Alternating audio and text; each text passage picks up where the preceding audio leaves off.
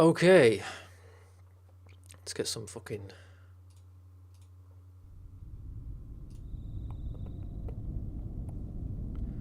Am I fucking streaming? What is going on?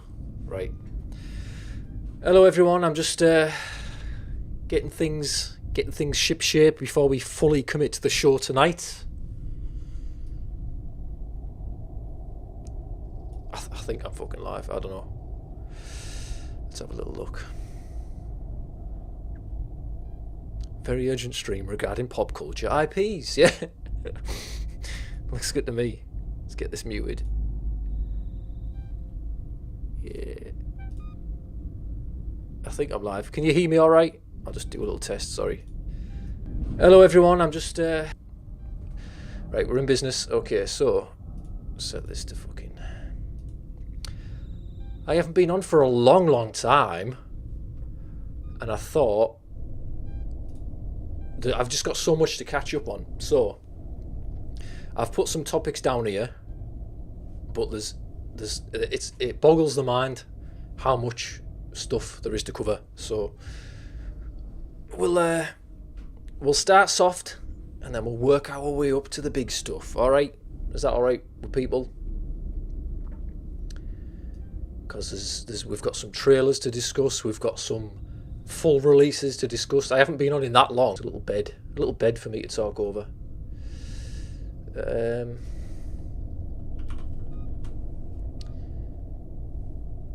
Right. I can hear it. I can fucking hear it. Wait for people to tune in. God, it's been so long. I can't remember when my last stream was. Well, it was. Oh no, I do. It was Halloween. That's how long ago it was. It was Halloween when I just donned a fucking skeleton costume and went live. That's so much has happened since then. We've got Alien Romulus, which I'd seen before that actually, but hadn't talked about. We've got fucking Nosferatu. So much stuff. So like I said, I haven't done one for a while. I feel a bit like I'm out of my element. Like even putting the balaclava on, I was like, fuck, I haven't put this on in a while. It's crazy. But we're back at it. We're back at it. We're gonna see what happens. I don't want to go for too long. You know, let's say an hour or so.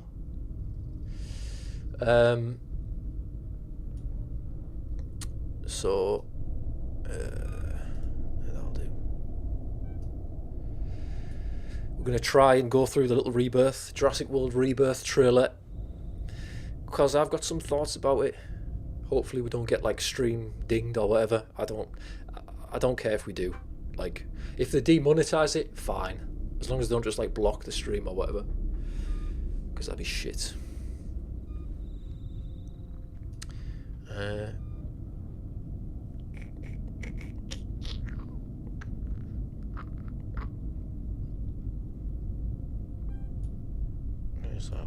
There's that.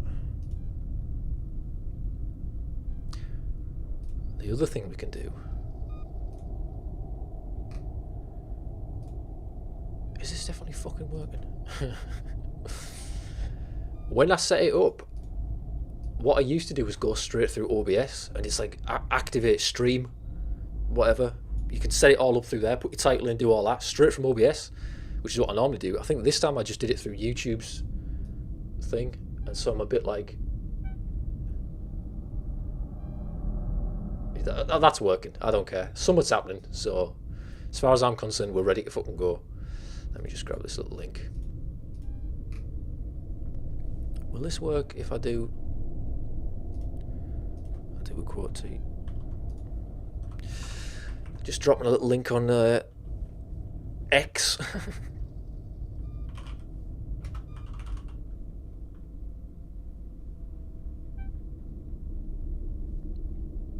Yeah, it looks good to me. Click this link. Does it take you where you're supposed to go? It fucking does. Alright, so there's that.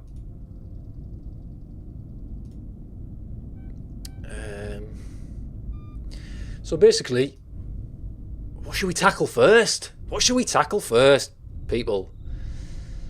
I was thinking, should we just go chronological? But that was no. We'll just start. We'll go reverse order, reverse chronology. So for me, that is the Rebirth trailer, the Jurassic World Rebirth trailer, and it came out. It blew minds. You know, what else can you say? Is my overall thoughts on this, just to catch people up. So, the Jurassic World films. One of my favourite films is Jurassic Park. There you go. Let's just clear that up. The Lost World, I really like. Jurassic Park 3, not so much. Then the Jurassic World films hit. And I'm sorry to say, they weren't for me. They just weren't for me. There's little bits and pieces that I can take away from them, and I can be like, oh, that was class. This little scene was class. But each of them, for me, each of them probably have about half an hour of good stuff in when you when you combine them. I probably like Dominion the best, but even that was like, it was just, I don't know. It just felt like it just didn't work for me. It just didn't work for me in general. I like the old cast coming back. It was complete fucking like, way dangling Sam Neill and Laura Dern in my face, but it worked. I enjoyed it in the pictures. I've only seen it once. Still only seen it once. Haven't seen the extended edition or not like that. So that's where I'm coming into this new film from. I am entering into Rebirth from the position of, I'm already fucking checked out. I'm already fucking done, and have been for over a decade at this point. So when we start hearing that they've got Gareth Edwards, and they've got the original writer coming back, David Koepp, and they've got, you know, we're gonna dial it, we're gonna change things up, it's back to basics. It's you know, it's more in keeping with the original, as apparently Koepp has been saying in articles and stuff. Well, that remains to be seen. But it sounds good on paper. I like Gareth Edwards' stuff. Godzilla 2014 I thought was like pretty good, well made, well executed. I really like that Monsters film he made.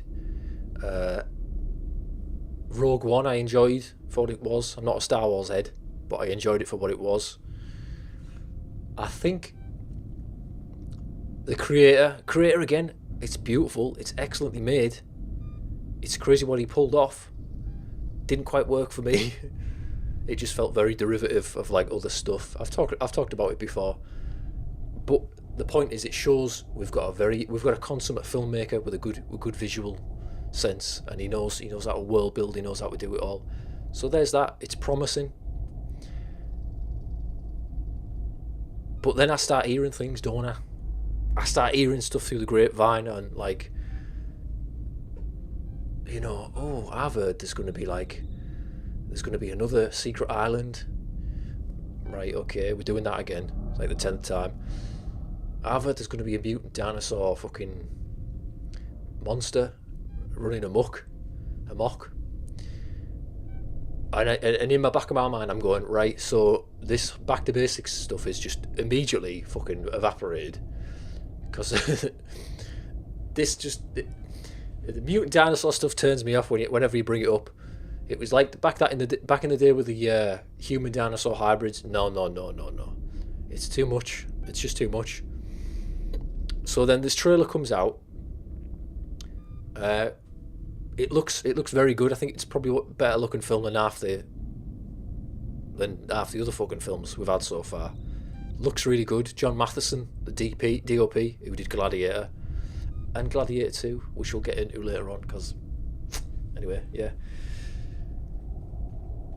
The film is looking to be visually beautiful. CGI's already looking good. Dinosaur designs looking alright, except from the Dilophosaurus, which is like just a shitty one from Jurassic World.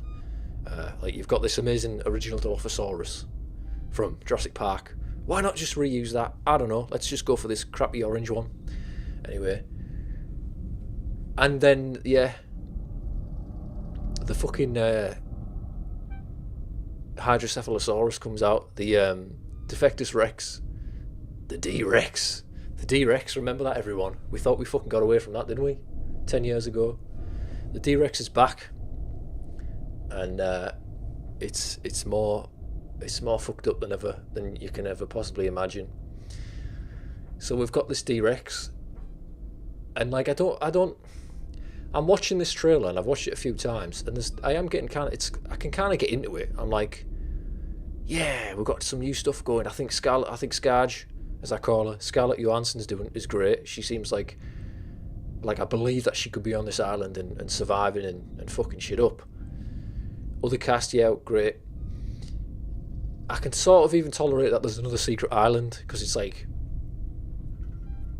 fuck it, at this point, why not? I've always been a fan of, like, I think the story works best on an island. That's what I like the most. Like, people have been clamouring for a lot, like, mainland. Get the dinosaurs on the mainland for so long. And frankly, I think it's counterintuitive. It's actually limiting to have them on the island, because it's like, to have them on the mainland, because it's the thrill of it is the intimacy for me. It's that secluded island facility. You're trapped on this fucking island. You can't escape. There's dinosaurs in the jungle coming at you. That's what I like. So I can sort of buy, like, all right, we're going back to another secret island. Whatever, fine. But I just don't. I still don't know if we want to be doing more mutant monsters. If we want to be doing more Frankenstein fucking two-headed raptor bullshit, because like I say, I can sort of get into it. I can look at that big fucking beast and it like, whoa, what the fuck's going on there? That's kind of cool. And the science and how did they make it, and it reflects like real science of like botched cloning and all that. But then you look at it and it's like, it's just like, what the fuck? It's not like, it ain't Jurassic Park, is it? It ain't really Jurassic Park. That's not what I fell in love with about Jurassic Park, which is dinosaurs. You know what I mean? And the first film is so like, it's so cerebral, and the the ethics of cloning, the ethics of bringing these things back. It was already there. That debate was already there. It was already fleshed out. It was already enough to carry this story on. We don't need to see, yeah, but what if it wasn't just already ethically wrong? It was like 100 times that, because now they're like, we're making stuff that's fucking abominations that are walking on like this and fucking eating people and like 100 stories high and all this. You know what I mean? So there's that. I'm going to go see it. And I fully anticipated to enjoy it much more than the Jurassic World films, and I still might. But then all of this, I don't know. I just thought this mutant thing was like a joke. I thought it was like somebody had made it up. But there it is. There it is. So, yeah. I just don't know. I just don't know. There's lots to look forward to. The T-Rex raft sequence from the book, that's coming back in. That bit in the trailer looks good. Stuff about fucking curing a disease. It's very deep blue sea. I ain't really into that so much. But what else can you do with, like, what is this, the 7th fucking film? Jurassic Park is 3. Yeah, 7th film. What else can they do at this point? They're not going to stop making films. So what can they do? We've got not hybrids, we've got mutants. We've got a mutant T-Rex.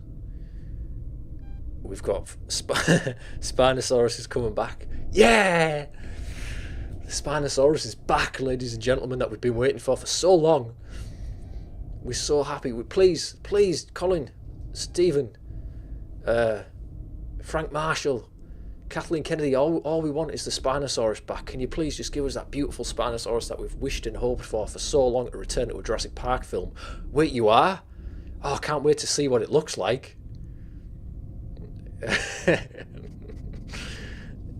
Yeah, that makes me fucking laugh. That the amount of the amount of people that were falling over themselves to see the Spinosaurus return And there it is.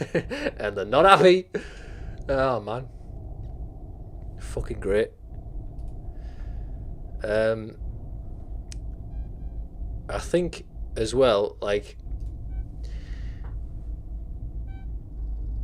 it's then the Mosasaurus is different as well. Anyway, that's besides the point. Tell you what we'll do. I have got the hopefully this is going to work. I have got the trailer up, so we'll have a little browse through it. Like I said, we might get copyright struck or whatever, but again, I don't care as long as it doesn't take the stream down. So look at this. Just check my audio. This is how I check my audio. Sorry, this is going to work. I have got the trailer up, so we'll. It's fucking working.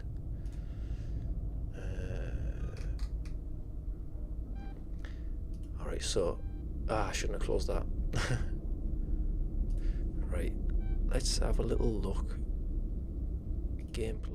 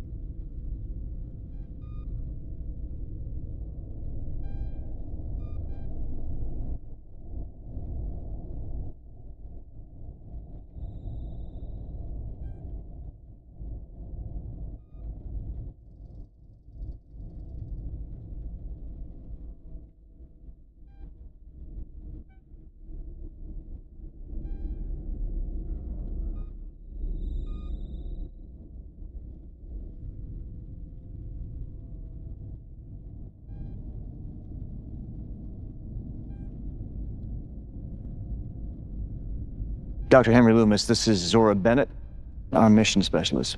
Sorry, what mission?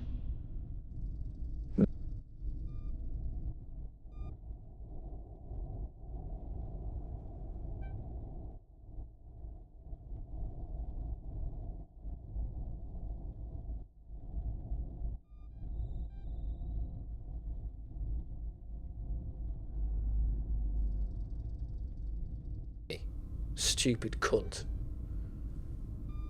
Right, let's back it up. It's a good job I saw that. Right.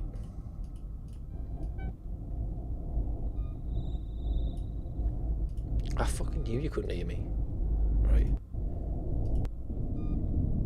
Can you hear me now?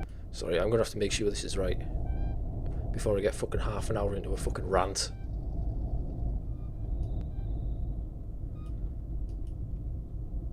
Our mission specialist. Sorry, what mission? Well, you can hear that. Can you fucking hear me or not? Fucking internet. Right, there's that. Mission specialist. What is going on? Right, let's go back to this. Sorry, let's. Can you hear me now? Yeah. Right. Well, let's. Sorry about that. All right, nice one.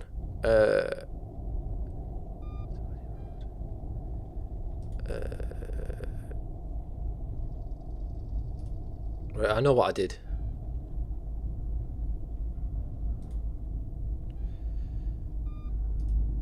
I know what I did.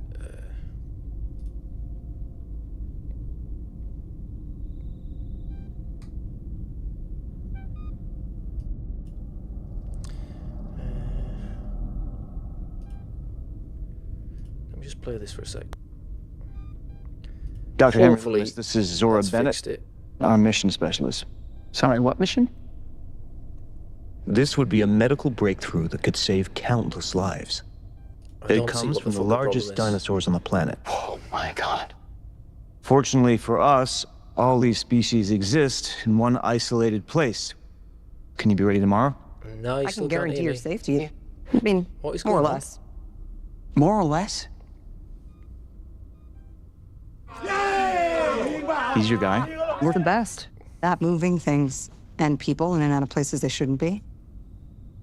Loop up towards Barbados. Avoid government patrol, but there aren't that many anymore. Why's that? It fucking looks like it's working to me, so I don't understand what the problem is.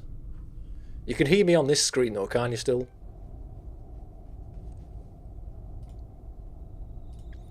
Things and people in and out of places they I shouldn't. think Loop up towards Barbados. it's like in OBS, the source is like, the source is visible, so I don't know what the fuck is going on. As I said, I haven't done this for since last year, so I'm a little bit rusty.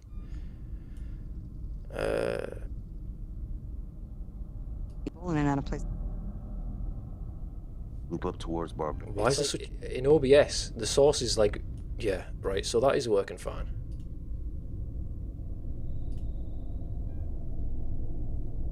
Ah, right. We've got a content thing as well. So heads up, we've detected content from whatever.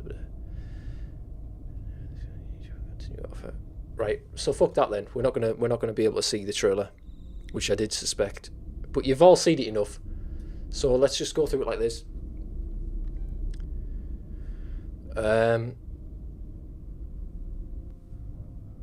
The film looks good. Visually, it's looking pretty good. But I filmed it on actual film as well, which for Gareth Edwards is unusual because he normally films digital. Now, whether or not that's going to affect his ability to put the camera where he wants, get the shots that he wants, who's to say? But because I did worry about that, but going off the trailer, it seems to look pretty good. I mean, he doesn't seem limited by the shooting on film, so there you go.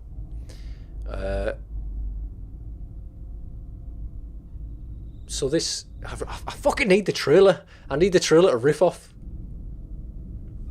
Can't be done. Can't be helped. I tell you what, I can just go through it myself. I'll just have to go through it myself. Right, so I am now watching the trailer on my own. Fuck. Get that muted.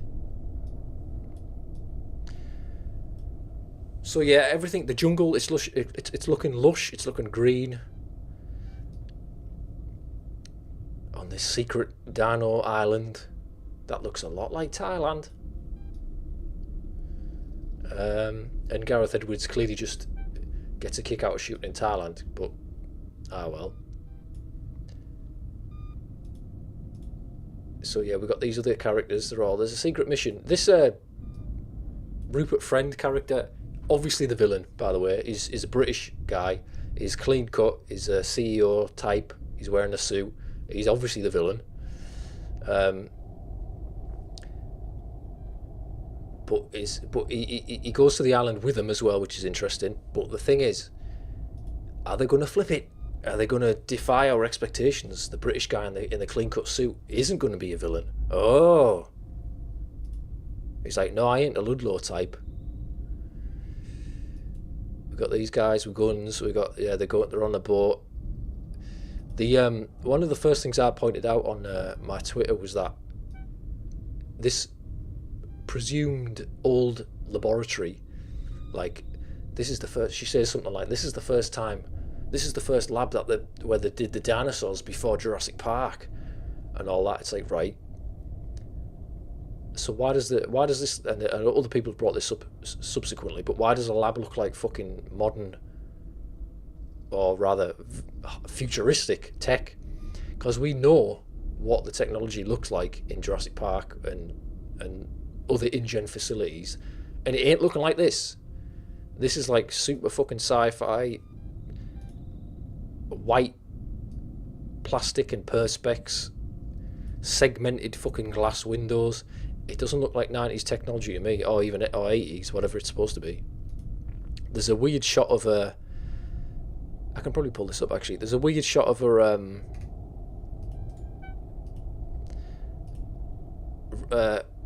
what's the cunt called? the main character's Lupin. What's he called? I don't care. But he's looking at an embryo in an orange vial thing. I've got a picture, I'll bring it up. And to me, it just doesn't look like... It doesn't fit with the Jurassic Park style in the slightest to me. Even it's worse than anything even in Jurassic World.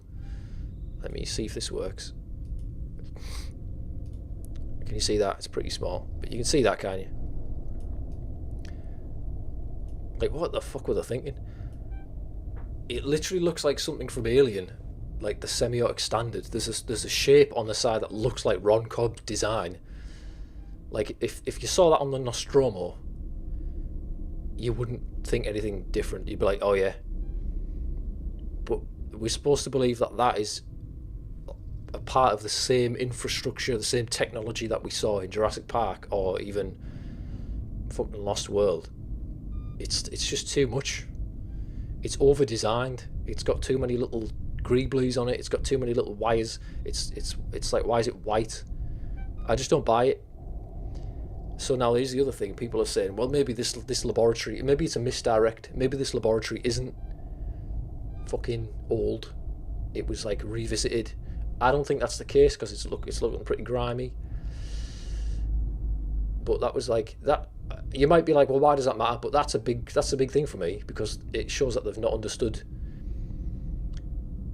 the design vernacular of the original films, the original park, and if they haven't bothered with that, you know what I mean. It doesn't bode well for the bigger things if they can't get the little things right. Now, that is indeed if it is supposed to be original stuff. Maybe they just don't care. Maybe they're just thinking, we just want to make our own spin on it. Like, that's part of the rebirth concept, is we're going to we're giving a new birth to the fucking design of the film. You know, John Bell, who the fuck is that? Never mind John Bell. So there's that. Right, let's get rid of that. Moving on. Yeah, we've got this Parkogenics company who makes all the guns. That's the Rupert Friend company, Parkogenics. It's like, yo, we need to get all the super secret DNA to make the miracle cure for heart disease, which is, we already have the cure for heart disease. It's called exercise and a balanced diet. So this right away is reeking of like, he has an ulterior motive. It ain't going to be what you think it is. He's saying we're going for this cure, but he's not. He's going to make more bastard dinosaurs. But again, it's like, why? Like, if he's a pharmaceutical CEO of this company, let's just go on the idea that this is a cure that they're going for. He won't need an ulterior motive because he's going to be fucking. Why would he? If he's making this miracle cure, he's going to be quids in. He's going to be making billions. So he kind of doesn't really need to, like, betray them all and like, actually, we're here for secret dinosaurs. We want to do another park. We want to make more dinosaurs for super soldiers. He won't need to. There'll be no reason for him to do that if this cover story isn't a cover story and it actually is a miracle cure, because they'll be like Pfizer. They'll be rolling in it. So there's a thought there. Alex says, they missed the opportunity to show the 90s InGen aesthetic again. Romulus nailed that part. Yeah, Alien Romulus, the attention to detail that they showed towards Alien and Aliens, fucking beautiful. Any piece of that set, you could pick it up and put it in the original film and it works. This isn't happening here. None of these pieces of this set you could pick up and put in the fucking first film, in my opinion. It's the wrong fucking franchise. I quite agree, Alex.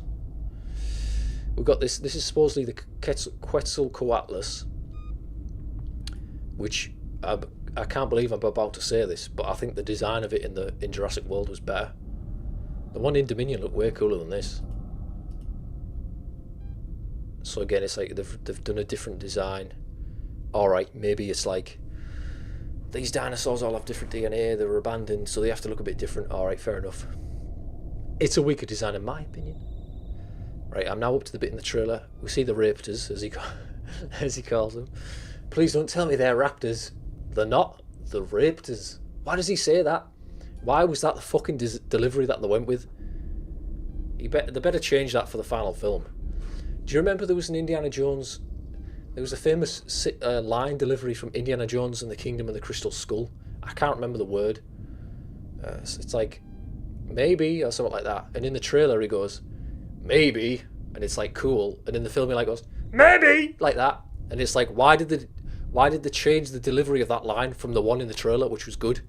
Here, I'm hoping we're going to have the reverse, so that when he says it in the film, he says, oh, the kid goes, please don't tell me they're raptors. And he goes, the raptors. It's a fucking stupid line anyway, but he actually says raptors and not whatever he says in this trailer, which sounds a lot like raptors. Anyway. So then we've got this big fucking foot coming in of the mutant, which is called the D-Rex. We seem to be calling it the D-Rex, was from the original Jurassic World. That's what they were going to call the Indominus, the D-Rex, which is kind of stupid. I don't like it. I don't like the Indominus either, to be honest. But I think it might be a bit more palatable than D-Rex. So here we are, 10 years later, the D-Rex is back. The Defectus Rex, which I think I coined that, but now I've seen people say that is actually what it's called. So there you go. And again, like the design of it, I know people are saying, oh, it's such a generic design, the classic big hands, and there's so many other examples of animals and monsters in films that look like this. But I kind of think this looks cool. But does it belong in a Jurassic Park film? So here we go. Duncan, he's like with the flare, get rid of the flare. Another thing, just a little side note here, I think I'm kind of done with the flares. I think I'm kind of they did it once in the first film and it was like, get rid of the flare. It served a purpose, it was a powerful moment, it was great. And then they just keep fucking bringing it back. Oh, the flare, look at the flare over here. They did it twice in Jurassic World, 2 flare moments. Do we really need, is it really that important of a visual fucking motif for these films to have fucking flares?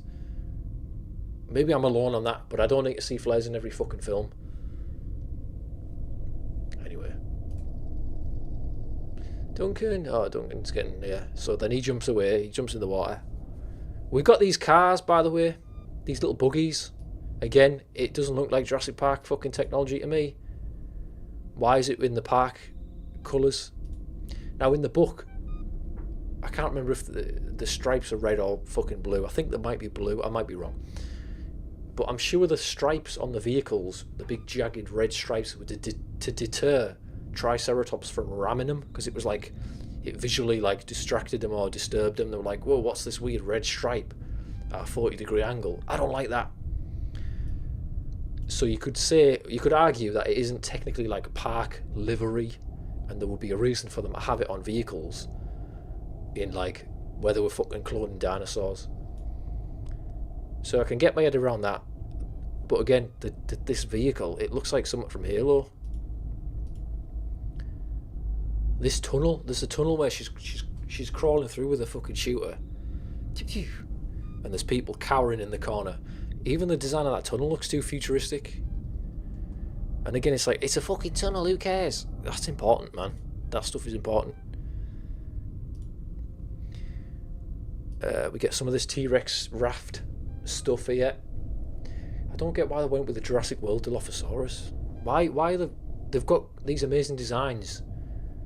You've got 2 options. You either just give us the same design that we love, like the Jurassic Park 3 Spinosaurus, or the Jurassic Park Dilophosaurus, or the Jurassic Park 3 Pteranodon, or you give us something fucking better, you raise the stakes and go even better with it. But that's not what happens. They tend to replace the original design and go here, and it's just somewhat fucking uglier, in my opinion. The Spinosaurus in this film looks fucking shit. And I'm not even a big stickler over the way that they look paleontologically or whatever. I just don't want them to look fucking boring and ugly, which this does. Fucking ugly ass Spinosaurus. The Pteranodons in Jurassic World, you had this amazing design from 3, and then they give us something that's like ugly, and I fucking hate it. Red face with like, I just don't like the way it looks. And this Dilophosaurus, they brought it back for Jurassic World Dominion. Hooray! And it's just like, devoid of all the colour of the original. The original has like 10 fucking colours on its frill. It looks amazing. Now we're just going to make them orange. And then again here, they've brought it back for Rebirth. Fuck it. There's been some debate over this. The shot of the guy banging on the glass, where you've got the big fucking mutant behind him. Is this a flashback? Is it not? And I was inclined to think it was a flashback, because it looks like it says InGen on stuff. It looks like he has an InGen logo on the back of his helmet. But then this new company's logo, Parkagenics, and there's somebody posted a photo of it, and there was like a little symbol, like a triangle, Triforce looking symbol, and my eagle eyes, I spotted it on this thing. Now, could it be something else? Yes. But if it isn't, that would certainly imply that this Parkagenics Rupert Friend company have built this containment vessel. I don't even care about this. I'm just going to speed through it because I'm bored of it already. Sorry, guys. Yeah, look, so did they build this secret thing or not? Who knows? Who cares? Spinosaurus attacks this thing. There's 3 of them. Whoa! Lots of hokey comedy dialogue. Hopefully that ain't in the final film. There's that. Oh no, he's been eaten. Yeah, great. Jurassic World Rebirth. So there's that. So here we go, let's sum it up. Jurassic World Rebirth. Where's my other fucking camera? Oh, there it is. Jurassic World Rebirth. It could be alright. It could be alright. It could be shit. I have a feeling I'll enjoy it more than the Jurassic World, the previous 3 films. But that's a fucking low bar. But yeah, I don't know. I think Gareth Edwards on paper could be good, but again, he was hired so late. How much input has he had? Has he just like you say, been told by fucking Derek Connolly? Derek Connolly? What's the guy called? Patrick Crowley, the producer, and Frank Marshall, just to shoot, and David Kep, just shoot what we fucking did, what we've made, and he's just like, okay. Fuck. So yeah, it could be alright, but I'm not massively stoked about it. We'll see what happens. There you go. There's the Jurassic World Rebirth talk concluded. If that's all you came for, leave now. Unless you have any questions about it. If you have any questions about Rebirth that you want to bring up, or you want to put your point of view across, let's get into it. But for now, I want to talk about something else. But first, I'm going to have a drink of water. Can't believe that it didn't play the fucking out. Like, it muted my mic. Why would it do that?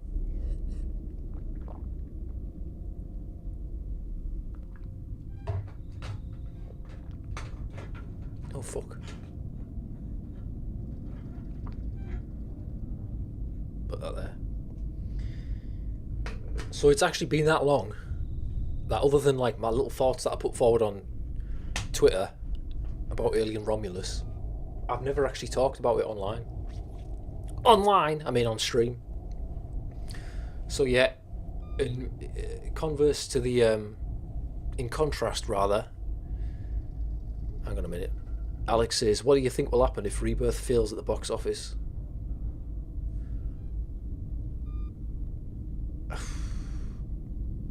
I just don't think that's going to happen. I think we're looking at another $1 billion, another billion at the box office. But if it did fail, if it was if Rebirth comes out and it's an absolute fucking turd, and nobody goes to see it, well, those two things aren't mutually exclusive. It could be a turd and millions of people go and see it. Then they should probably do what they fucking said they were going to do and take a break. That's all that I heard after Dominion came out. We're going to take a break. We're going to take a step back, have some breathing room before we go back in and make another film. And I was like, That's sensible. Very well done, Universal Studios. And then within like a year, within a few months, we were already hearing David Koepp's working on a script. They're trying to get a director in. We've got this guy. It's like, fucking hell. What do you think will happen if Rebirth underperforms? I don't know. They won't make any more. No, they're always going to keep fucking poking the fucking Jurassic corpse, aren't they? They can't leave well enough alone. It's too profit. It's just there's too much nostalgia tied up in it. There's too much like they've got the games coming out. Jurassic World Evolution 3 is coming out. Jurassic Park Survival is coming out soon. It's too much of a money maker for them. Even if it's a fucking disaster, they'll be like, we've learned from our mistakes. Next time it'll be flawless. John Hammond, Jurassic Park, check it out on Tubi. So that's what I think will happen. Water off a fucking Mosasaurus' back. They'll be like, let's get another writer in. Let's try something totally new. They'll remake it. So there you go. Anyway, yeah, back to Alien Romulus. Alien Romulus, in contrast to the Jurassic World films, I fucking loved Alien Romulus. I was so happy when I came out of that fucking theatre, and I was like, I just loved it from top to bottom. I loved everything about it. I loved the characters. I loved the fucking music. I loved the set design, the script. I wasn't expecting to like it as much as I did, but I fucking loved Alien Romulus. Even the stuff that people don't like the bringing back, doing a deep fake Ian Holm, that was fucking class. And it made it alright for me because they went to the family. They went to the estate, Ian Holm's estate, and he was like, he wasn't like anything because he's dead. But the family gave the permission and said Ian was, for years he felt like he'd been abandoned by Hollywood. He wanted to come back and do films. He'd love to have made more if he could have, if he was able to. So I think he would have let this happen. I think he'd have recorded the voice lines himself had he been alive. So I can kind of forget about that. I think it was fucking mint, man. I loved seeing Ian Holm. Sorry. I know people were like, it could have been David. That would have been cool as well, but I loved seeing Ash. I know it's not Ash, but I loved seeing him. And they fixed the CGI as well for the Blu-ray, and it looks better. Still a bit iffy in places, but it looks fucking good. I like Kaylee Spenny. I liked her before, to be honest. I'd seen her in Devs and fucking... what else? Other stuff. But in Devs especially, I was like, she's going to be mint in this. And sure enough, she was. I loved that they tied it into Prometheus with a black goo. I loved the fucking offspring at the end. I had no idea going into that film that was going to be there. And it was like, it fucking cuts to the it cuts to the fucking silent shot of the offspring like that in the corner, and it was dead silence as well. It uses silence really effectively, this film. It was fucking class, man. It was so good. And just things like the isolation references, I really appreciated that because I love Alien Isolation. But the Renaissance station, the way that they moved the camera around, so you'd see corresponding shots from outside, you'd see fucking Andy looking through a window, and the lights of a ship would come past and it'd light him up, and then you'd see the reverse shot from outside, you'd see the ship come around, you'd see that you could be able to pick out the corridor, especially in the 4K, the corridor that he's stood in, and there's shots from outside this fucking massive ship space station, and you could see the torch lights of the lads as they're walking through and all that. Just little details like that really fucking puts you in the film. That's the sort of shit I love. And you can sort of go through the entire film from the point of when she gets the face hugger on her and the ship sort of goes a bit haywire and the chest burster comes out and the ship hits the thing and all that. The geography is 100% there. You can see every fucking corridor. You can see the doors that they go through. You can see in the reverse shot when the Corbellin comes, skates through the fucking what's it called? The dock. I can't remember.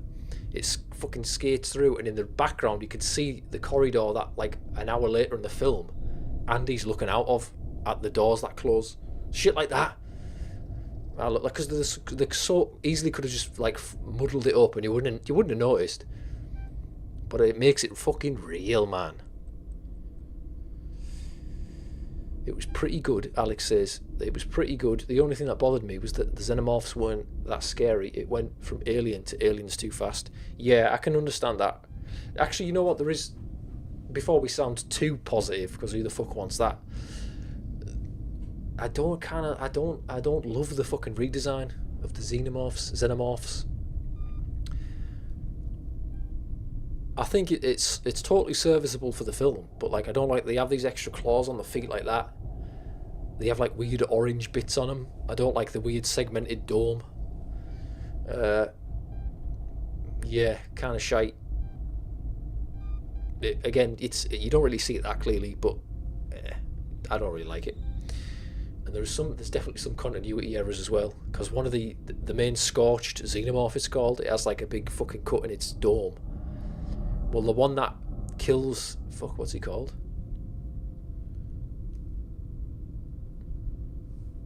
What's the geezer called who was like had a fucking previous relationship with Rain? Anyway, I can't remember, but it like teleports. It kills him with its tail and it pulls him up, and he's like face to face with it, and you see that it's got the lightning inside its dome and the big scar, and it's like, oh fuck, there it is up there with him. And then Rain like looks up down the corridor, and above Andy's body on the floor is that same one with this. Like, as far as I'm aware, there's only one of them that has that scar, but it goes. It's like it goes anyway. Stupid. The facehuggers and the Offspring were great though. Yeah, I love the Offspring.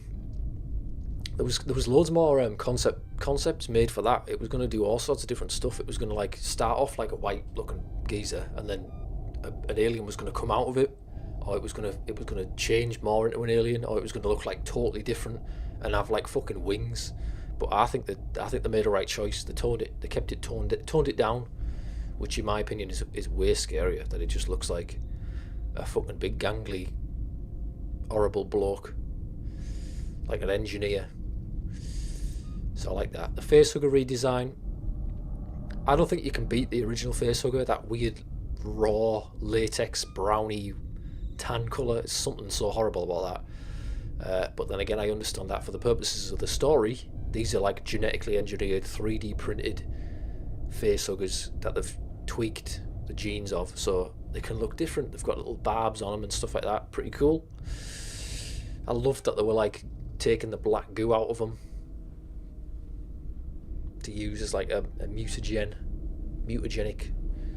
tetragen, I believe the term is, which they've never used in the films, but I think that's a really cool term. Is it tetragene? Let's get that fucking googled. Oh fuck! What have I just pressed? Yeah.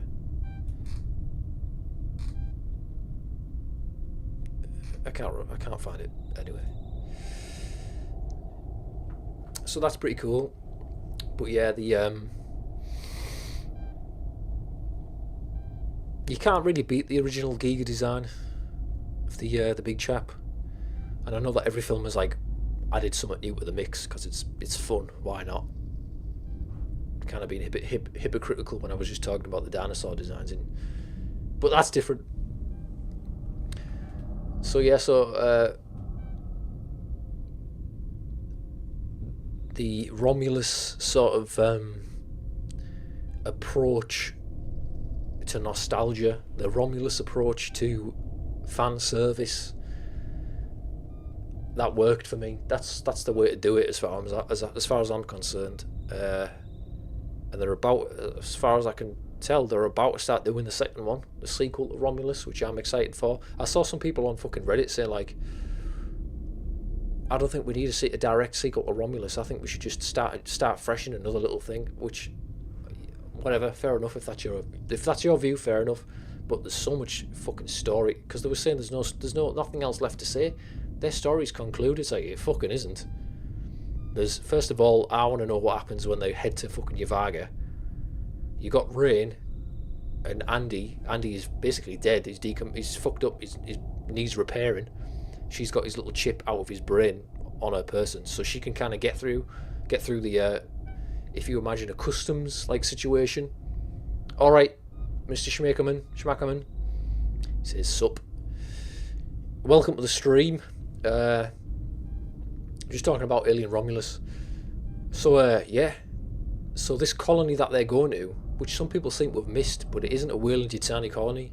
It's like some other jurisdiction where androids aren't allowed, synthetic people aren't allowed. It's illegal.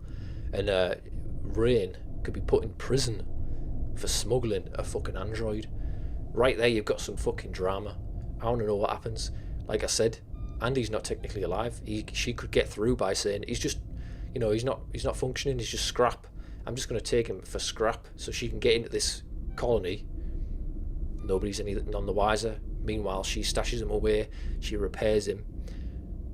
But don't forget, in fucking Romulus, there's a point where Rook says, "I've sent message to the company to let them know that you're leaving with the pathogen, the what's it called? Element ZX1 or whatever the fuck." So the company is aware that the Corbellan has left with this fucking pathogen. They're gonna come after her. She ain't fucking out of the fucking woods yet. So they're gonna know that she's left with this fucking incredibly valuable product that they want. Now, this is under the supposition that she hasn't just jettisoned it out of the airlock, because why would she keep that shit?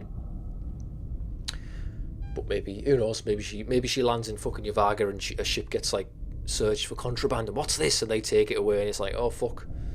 There's just so much you can do. I also suspect that the company would like to get inside Andy's fucking memory banks, because he's bound to have something in there that they want. So they could be after Andy. It's like a two-pronged attack. They want this thing that she's got. They want to know the full fucking story. They want to bill her for the destroying the space station or whatever. So there's all that. There's potential there for a sequel that I want to fucking see, and I will see, because Fede's making it. It's his next film. So I can't wait for that. Is there out else to talk about with Romulus?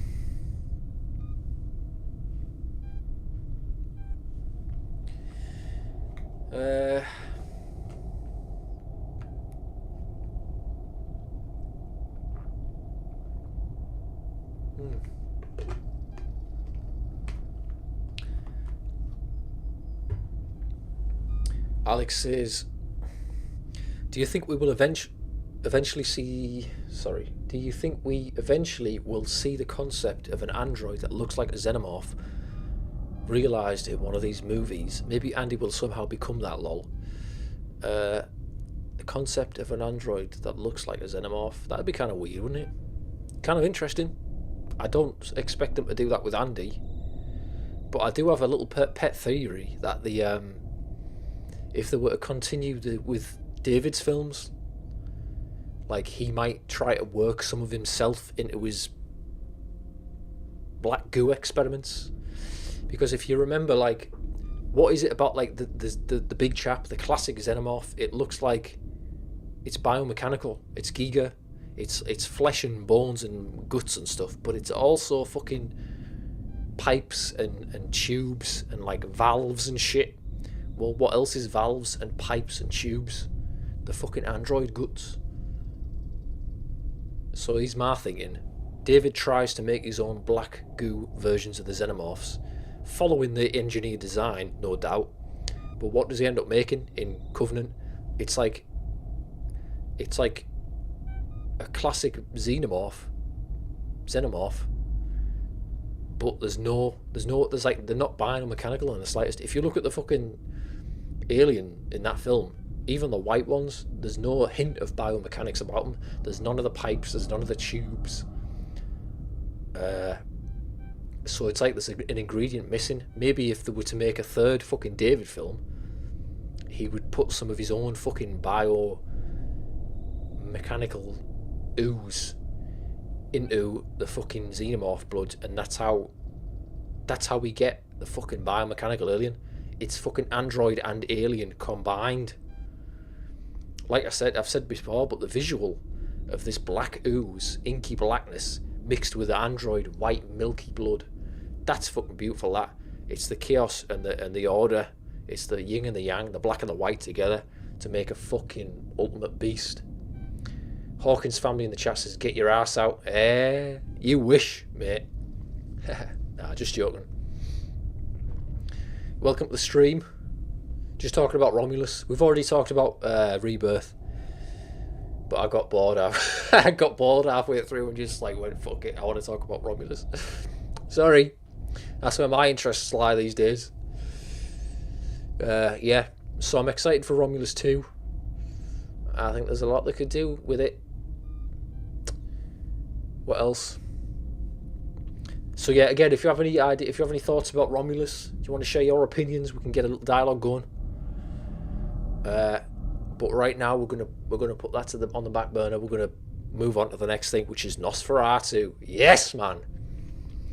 Robert Eggy. The Eggman cometh.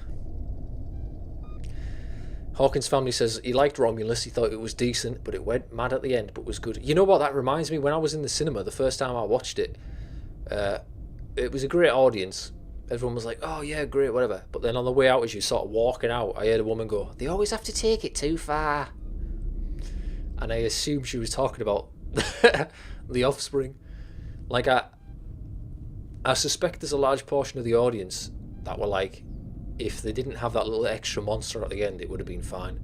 I'm not of that opinion, but I think this woman was, because what, you know what I mean? Just as I was walking out, like about here somewhere, I had, you always have to take it too far. I was like, no, they never take it far enough, is my view. Fucking love The Offspring, man. It's so rare that you get a genuine fucking shock in the pictures these days. For me, I can see shit coming a mile off because I'm just like, I'm so good at like films and shit. Alright, Big Shark, he says, how's it going, Sicky? It's going good. This is my little stream, my first stream since Halloween, and I have been muted. I've muted myself once so far, but we got over it. We powered through it. Right, Nosferatu. In a word, good. So here's the thing. I'm a big Robert Eggers fan. I love The Witch. It's not something that I tend to rewatch often because I think it's pretty fucking. It's a hard watch. That it's very harrowing. The Lighthouse. That's probably my favourite Eggy film, and that is a film that I do like to rewatch because it's just fucking mental. You're talking about a film going mad at the end. It literally goes mad at the end. So that does remain. Lighthouse remains my favourite Eggy film. What else did he do? They did The Northman. Again, I really enjoyed The Northman. I'd probably put that second. No, well, yeah, we probably got The Witch down the bottom. Then we got The Northman. Then we got Nosferatu. Then we got Lighthouse. Yes. Big Shark says, we're talking Romulus. We just finished the Romulus section of the chat, but feel free to mention anything if you want to talk further about it. We did Rebirth, we did Romulus, we're doing Nosferatu, and then we'll move on to something else. Hawkins family says, it did seem like it went a bit too far, but he just about got away with it. Weirdest thing for me was knowing it was that basketball player and actually a real person. Yeah. I feel like after I watched the film, I immediately went to see if that was a person in a suit.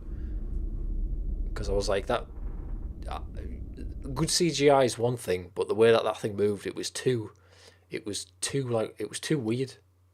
Oh, we've lost our background sound. Haven't we? Yeah, we have. Start it again. And sure enough, it was a bloke in a suit, which that's what I'm talking about. It's nostalgia. It's revisiting the original done right. because it's like a callback to the first film when you got the big chap, you got Balaji Badejo or whatever it's called, the British art student geezer who was in the suit. If you got fucking weird looking geezers who are happy to put themselves in a film and be a monster, fucking, if you've got the option, take it, man. You know what I mean? I think it was a great performance. That's the thing again. If they'd have went too far with this alien design, like they were going to, and some of them looked like fucking like way over the top, fucking wings and all sorts it was going to have, and fucking hundreds of spines. No, they basically just kept the guy as he was, painted him white, and put some fucking spikes on his back, and that's about it. Class. I think the newborn is still better than the offspring. Yeah, I know what you mean. They serve different purposes. The fucking newborn is awful, man.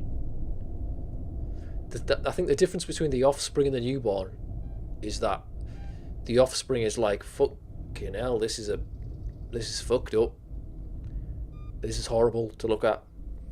But with the newborn, there's like a pathos to it that I can't tolerate. It's too pitiable. It's too sad. The screams, the moans that it makes. Say what you want about Alien Resurrection, but that thing, fucking like, they made some magic with that thing. It's so pitiable and like disgusting, but also fucking huge and leering over you and terrifying. And then it dies in such a fucking brutal way, getting sucked out the airlock. It's like it fucking messes you up, that, man. It stays with you. It's like the screams and shit. With the offspring, you don't really get that. You just think, fuck this. Get this thing blown out the fucking airlock. I mean, maybe that's just me, but I don't feel sorry for the offspring. Big Shark says he didn't hate the offspring, but I wasn't impressed by the offspring. I was fucking impressed. I was impressed that they even went there, that they would even dare to fucking allude to something from the Ridley Scott Prometheus fucking films. Because he basically looks like an engineer. Like, that could have been a huge... Maybe it was, for like casual audiences. They wouldn't like that. Or they'd be like, I want aliens in my alien film, not this big white bloke. But for the people who actually fucking like Prometheus and Covenant and all that, which clearly fucking Fede does. I said this in the Discord, but Resurrection got a little bit better after Romulus. I still don't really like it that much, so it ain't changed in my estimations. But yeah. But I get you. Some people didn't like it. Anyway, sorry, back to Nosferatu. I'm a huge like Dracula fan. I'm a huge classic horror fan. So when he said he was going to do a Nosferatu remake, and I'm aware of his love for Nosferatu, and it was one of his biggest inspirations. He put on that play back in the day. So I was expecting something fucking amazing, similar to how I'm anticipating the Frankenstein film that Guillermo del Toro is going to do. Because that fucking Frankenstein, the novel and the other films, if you know anything about Guillermo, you know that that's his biggest fucking love. So that's going to be a win. So that's kind of what I was thinking with Nosferatu. Is this director that, if you had to point to one film that he was the most influenced by, it's you know, the original fucking, it's Murnau's original. Ein Symphony des Grauens, Nosferatu, Symphony of Horror.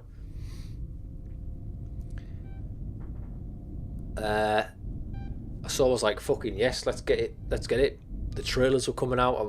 This is going to be fucking amazing. They were withholding the design of Nosferatu, of the Count Orlok, and I managed to avoid any spoilers about what he looked like up until the film. And then the film starts, and 3 minutes into the film, we get a jump scare. His fucking face like that, like that, and it's that quick that you don't have time to fully make it out what it is.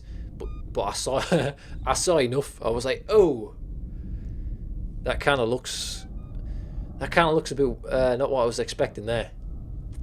I was aware beforehand, because I'd read some interviews where he was talking about my Nosferatu is going to look like the folklore, Transylvanian folklore of a vampire, which was essentially a walking corpse. He said that a lot, a walking corpse. So I was expecting some kind of skeletal, fucking pallid, slightly zombified looking thing. Great. And additionally, the moustache. I also like the moustache because in the original Dracula book, which by the sounds of it, he wasn't making a reference to the book. He was just doing his own thing. But Dracula in the novel, Bram Stoker's Dracula, has a fucking moustache. It's a big, massive, white, bushy moustache. So I liked it for that reason. I was like, yes, he's got a moustache like the fucking book. Nowhere else has given Dracula a fucking moustache. We're finally seeing it. So I was on board with a moustache. But the rest of this design, he was, in my opinion, he was too muscular. He was too zombified. I didn't like his little hair quiff.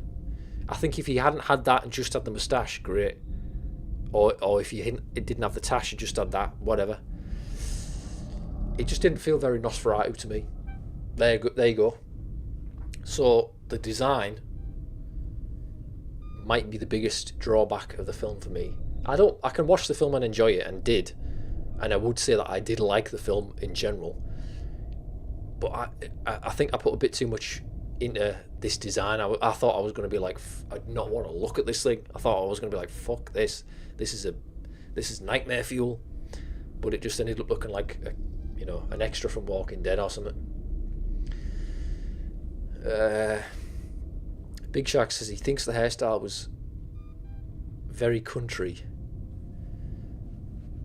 Very country, what do you mean? Like from fucking Transylvania. That's basically what he said. He said there's no way that my Count Orlok isn't going to have a moustache, because there's no way that a nobleman from the fucking whatever it was, 13th, 14th century, 15th century, wouldn't have had a moustache back then. So there's no two ways about it. He's having a tash. Also, it ties into the book. So I don't know. Every other aspect of the design of that film, I think, is fucking flawless. Costumes, everything about it, the cinematography, set design, fucking beautiful. But I just kind of didn't like the Nosferatu guy. There's a character actor in the UK called Noel Fielding, which some of you might be aware of. He's in like the Mighty Boosh. He's in the IT crowd, the It crowd. He's famous for having a very pronounced nose, and his features are very like, ugh, and he plays up to that. Like he's played vampires and shit before. But that's all I could see. I felt like this Nosferatu Count Orlok just looked like Noel Fielding. And the people that I've watched it with as well were like, that's all we could see. We could just see Mighty Boosh. So it kind of took me out of it for that. Maybe that's not the case for other people if they're not aware of this Noel Fielding actor. But I certainly was. People in history rock that style, yeah. It's period accurate, so you can't really complain. But again, I just think the execution could have been better. I think my favourite parts of that film are the bits before you see his face. I think, well, to be honest, I think my favourite part of any Dracula film or story is when he goes to the castle. When he first goes to the castle and meets Dracula, meets Count Orlok. And sure enough, in this film, it's no exception, because that is the atmosphere, coupled with the fact that I hadn't seen the guy's fucking face, and I was like, he's just a silhouette. He's just a fucking massive coat with a hat. He got the fucking classic hat on. They were my favourite bits of the film. And he was doing a lot of Bram Stoker's Dracula, the Gary Oldman stuff, where he's there, and then the shot continues, and then suddenly he's like travelled an impossible distance. It's like, hang on a minute, he was just there stood in the background, and then he comes in from the side with pouring the wine. Yes! I loved all that stuff. The cinematography in those scenes, the whole room lit by this fucking glowing fire. Beautiful, man.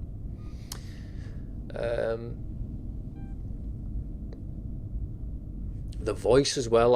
I like the voice. There was a lot of hype about this voice that Bill Skarsgård had crafted. It was digitally enhanced, by the way. They tried to make it seem like he did it all himself. They didn't. But I thought it was fucking class. Especially towards the end, it kind of trails off. It gets a bit more like... They just have him doing too much. Maybe that was what it was. He's too out in the open towards the end. He's too chatty. He's talking too much. Maybe that was a bit like... He's like striking his little Renfield adjacent character. He just became a bit too visible. Maybe that was what it was. But in those early scenes, when he's obscured by darkness, he's backlit by the fireplace, there's very little audio design. It's just his voice echoing through this cavernous thing. The inhaling and exhaling, which I thought was class. Because he would he would breathe in, and as if he was drawing so much air out of the room, the fireplace would the air would be pulled across the flames. That was fucking beautiful, that. So fucking cool. He pulled it off. I thought Bill Skarsgård as Count Orlok at first thought was going to be like his Pennywise. Yeah, very different. I mean, they're both like him in a monstrous makeup, but you look at Pennywise, you can see Bill Skarsgård. You look at Count Orlok, ain't no fucking Skarsgård in there. That could have been any cunt as far as I'm concerned.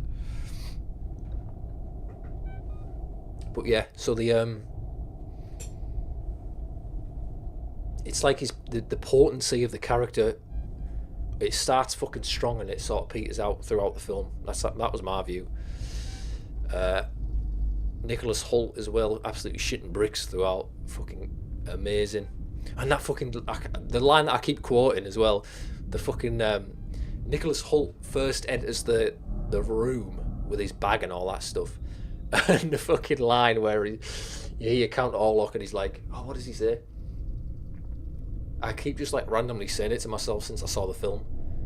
He goes, he's telling him to put his stuff on the table, but he goes, the writing and the fucking the voice acting, beautiful. He goes, leave there your conveniences.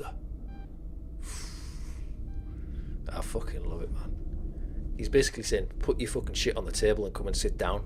Leave there your conveniences. Come in if you come in. That's basically what he's saying. Did you see the new Crow? Fuck no. By all accounts, it's shite. But I don't want to try and put that to the test and formulate my own opinion, because I already have. No, I won't be seeing it either. Leave there your conveniences. What else does he say in that bit? I feel like Lily Rose Depp, she put in a good fucking effort. But there was a part of me that kind of got a bit tired of it. But towards the end, it was like she's screaming again. She's having a fanny fit again. And the big fucking loogie coming out of her mouth. I was like, right, we get it. She's going wacky. She's going mental. There was a little bit too much of that. And then you had everyone in that film, in that cast, got the chance to go fucking do lally. You know what I mean? Everyone was doing a bit of this. No, the darkness, it's coming, and all that sort of stuff. Like, she does it throughout. Fair enough, she's the main target of all this stuff.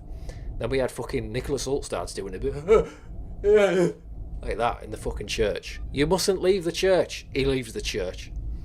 And then we had who's the other cunt? The other bloke.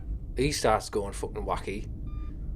And then the his wife, Emma Corrin, she was in it. Shots of her in the fucking bed going, oh God, it's no, please.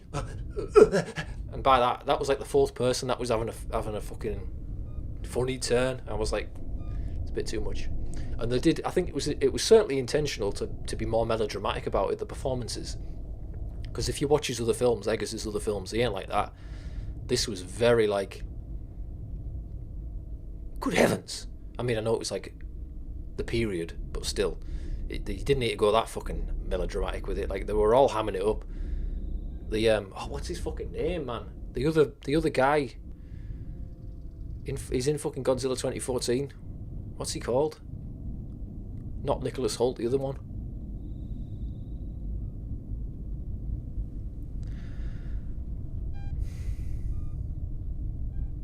Fuck. Can't remember. But the other guy, he's like, capital, good sir. Outrageous, good sir. How dare you speak to me like that? Good capital grief, good goodness. Aaron Taylor Johnson. Good grief almighty, sir. Good God heavens above. It's like, fucking hell, man. Craven the gentleman. Good heavens, sir. Are you a fucking Nosferatu? It was like that. I kind of like that it was a little bit over the top. I like you had Ralph Ineson, who's in, I believe Ralph Ineson is in all of Iggy's films. Actually, no, he's not. He's only in 2 of them, so that's not true. But Ralph Ineson, the famous deep voiced motherfucker, I couldn't even do an impersonation of him. His voice is so deep. But there's a bit when the even in that cell scene when the Renfield adjacent fellow is going absolutely fucking mental. No, what does he do? He bites the head off the fucking bird, bites the head off the pigeon, like that, and he goes, I can't remember it, but he's something like, "What on earth did you do that for, sir? Good sir, my friend," something like that. It's like, fuck, this is shit. This shit's funny. But then I suppose people like that probably were back in the day, did talk like that. You know, they'd see a fucking ghost, and they'd be like, "I say, get out of here, spirit." So there was that. But like I say, above all of the lines in this fucking film, nothing for me is topping "Leave there your conveniences." Beautiful. So that was Nosferatu. But like I say, I'm a big Dracula fan. I prefer the Dracula story in its purest form, where there's no love story. Because a lot of people from the films, they always introduce a love story where Dracula's trying to get to England because he's fallen in love, which works because it's gothic romance and it's beautiful. But in the original fucking book, he ain't falling in love with no one. The only thing he loves is the game. He's got a love for the game. He wants to come to London to drink more fucking blood. That's essentially it. It's fucking metal as fuck. It was the films and Nosferatu that introduced this love story of like, he wants to get a bit of tit in London, and who's this fucking, I like the look of your wife, sir. But anyway, it is what it is. What did you think about Willem Dafoe Helsing? You know what, I was kind of hoping he'd have more to do. Because the first one of the publicity stills that they released was him just like fucking going with all this fucking fire behind him, and I was like, he's gonna go absolutely fucking mental in this. He's gonna be fucking lopping heads off left to right. He's gonna be taking hearts out. He's gonna be burning the joint down, and there was a little bit of that, but I feel like he could have gone. He wasn't fully unleashed. But again, he did his bit. I liked how he treated Lily Rose Depp's character. He was like the only fucking voice that even seemed to care about her well-being, which was beautiful, because that is what the film is about. It's about this film. The original Nosferatu is about a fucking vampire. This film, Eggy's version, is about to get fucking like Ponzi. It's like repressed female sexuality and like internalization of especially in the period back then, having thoughts, unwomanly thoughts of lust and things in a very restrained period. So that's kind of what it's all about. So I like that when he went to her, he was like, untie her, and like he was talking about the cat and all that. Nicely done. What else happens about that film then? Yeah.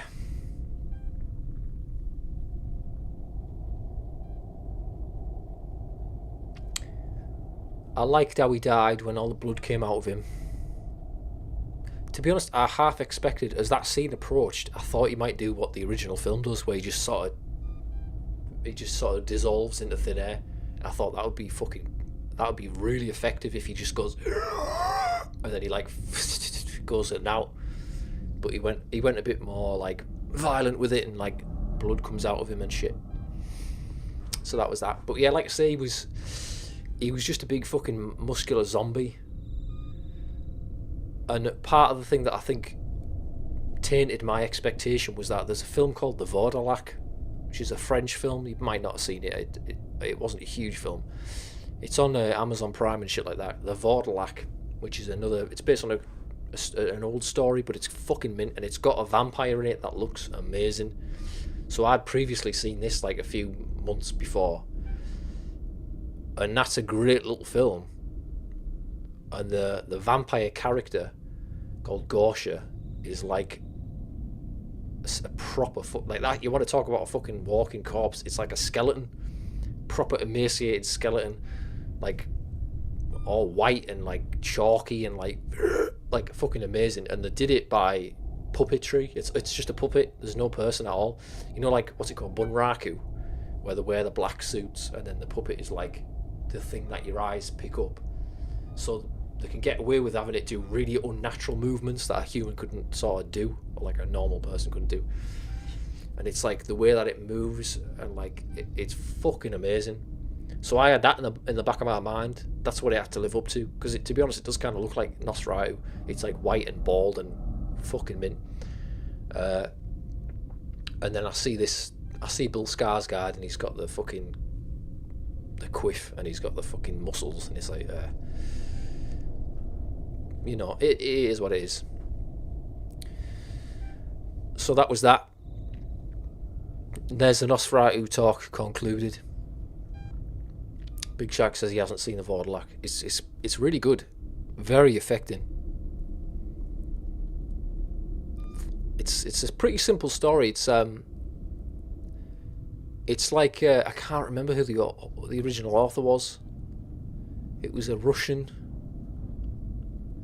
famous Russian author, but I can't remember.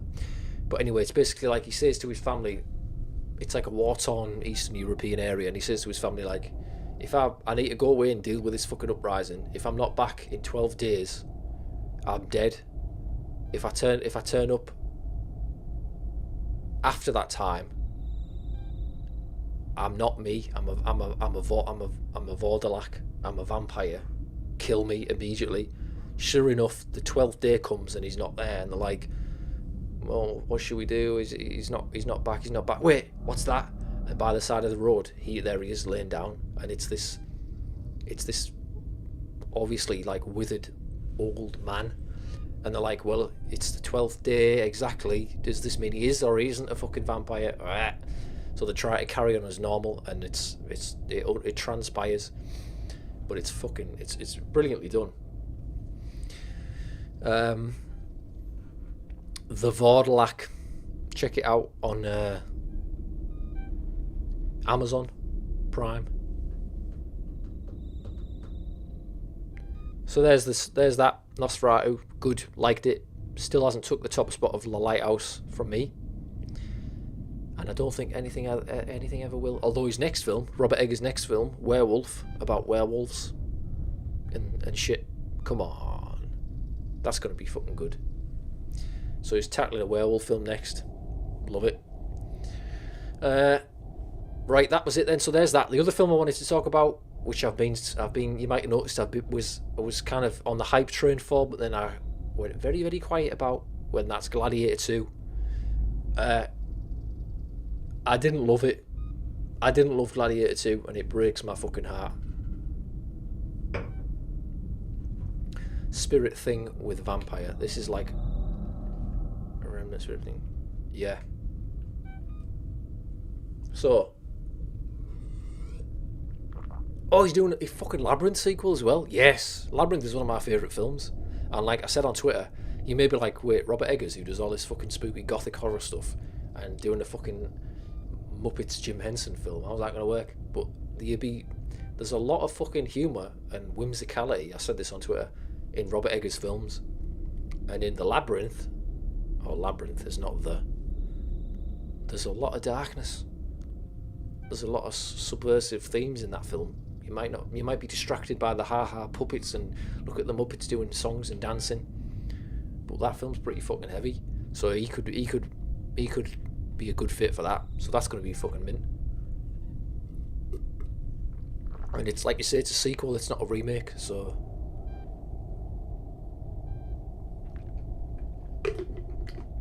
Dance, magic, dance. So yeah, I didn't love Gladiator 2.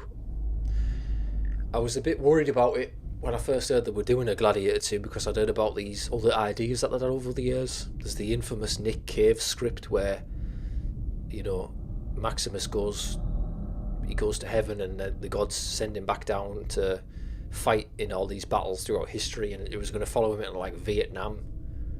And on paper, I'm like, that sounds. I was kind of into it, to be honest. I was like, that sounds fucking class. But then it frittered away, and Russell Crowe got too old and all this sort of stuff. So that was never going to happen. But then Ridley Scott comes back in and he's like, right, I'll do it. I've got an idea. We're going to do it. He made it in 60 days, which might have a lot to do with it not being, it not living up to the original. But that original Gladiator, 2000, Russell Crowe, that is a fucking amazing film. It's one of my favourite Ridley Scott films. I think it's probably his best film after like Blade Runner and Alien, maybe even Kingdom of Heaven. But it's so like, it's very well crafted. The way that it looks, it sounds like a weird thing to say, but it looks like a film that would have been made in the Roman times. Does that make sense? Like the textures of the film, everything about it, the sets, it has this like ethereal quality to it. Everything looks proper high contrasty, dark shadows, flickering flames, brassy metals, burnished steel and swords and helmets. It looks fucking amazing. Immediately I start watching Gladiator 2, I'm like, this doesn't look right. And I know that the cinematographer John Matheson, who did do the original Gladiator, so he should be able to fucking match what he did 20 years ago. And he's doing Jurassic Rebirth. How about that? He was on record. He went on some podcast and it was like, yeah, it's hard to sort of do my job when Ridley's got like 11 cameras, because what we did on the first film, we'd have one camera, there's your shot, I'm going to do my best to light it, it's going to look fucking mint. When you've got 11 cameras, I can't just light it from this one vantage point. I have to light it from this vantage point. I have to make it look good from this vantage point. I have to make sure you can see what's going on in this shadow if the camera cuts to that. So the problem was, like, I basically just had to light everything to make it all look presentable. But the result is that you don't get these really dialed in fucking visuals. And that straight away I'm watching Gladiator 2. It looks too clean. It has none of the visual texture of the original film.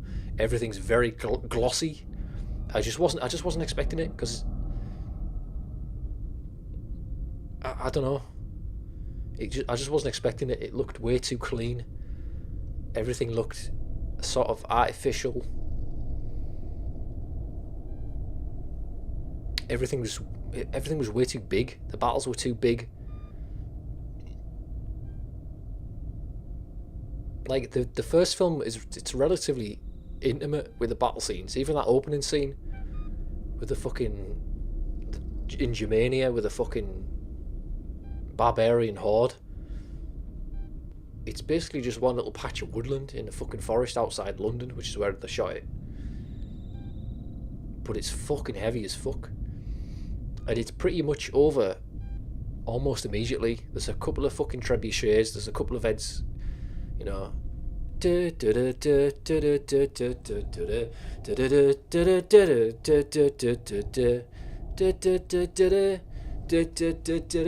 like that. Bit Pirates of the Caribbean sounding, by the way, if you listen to those two scores.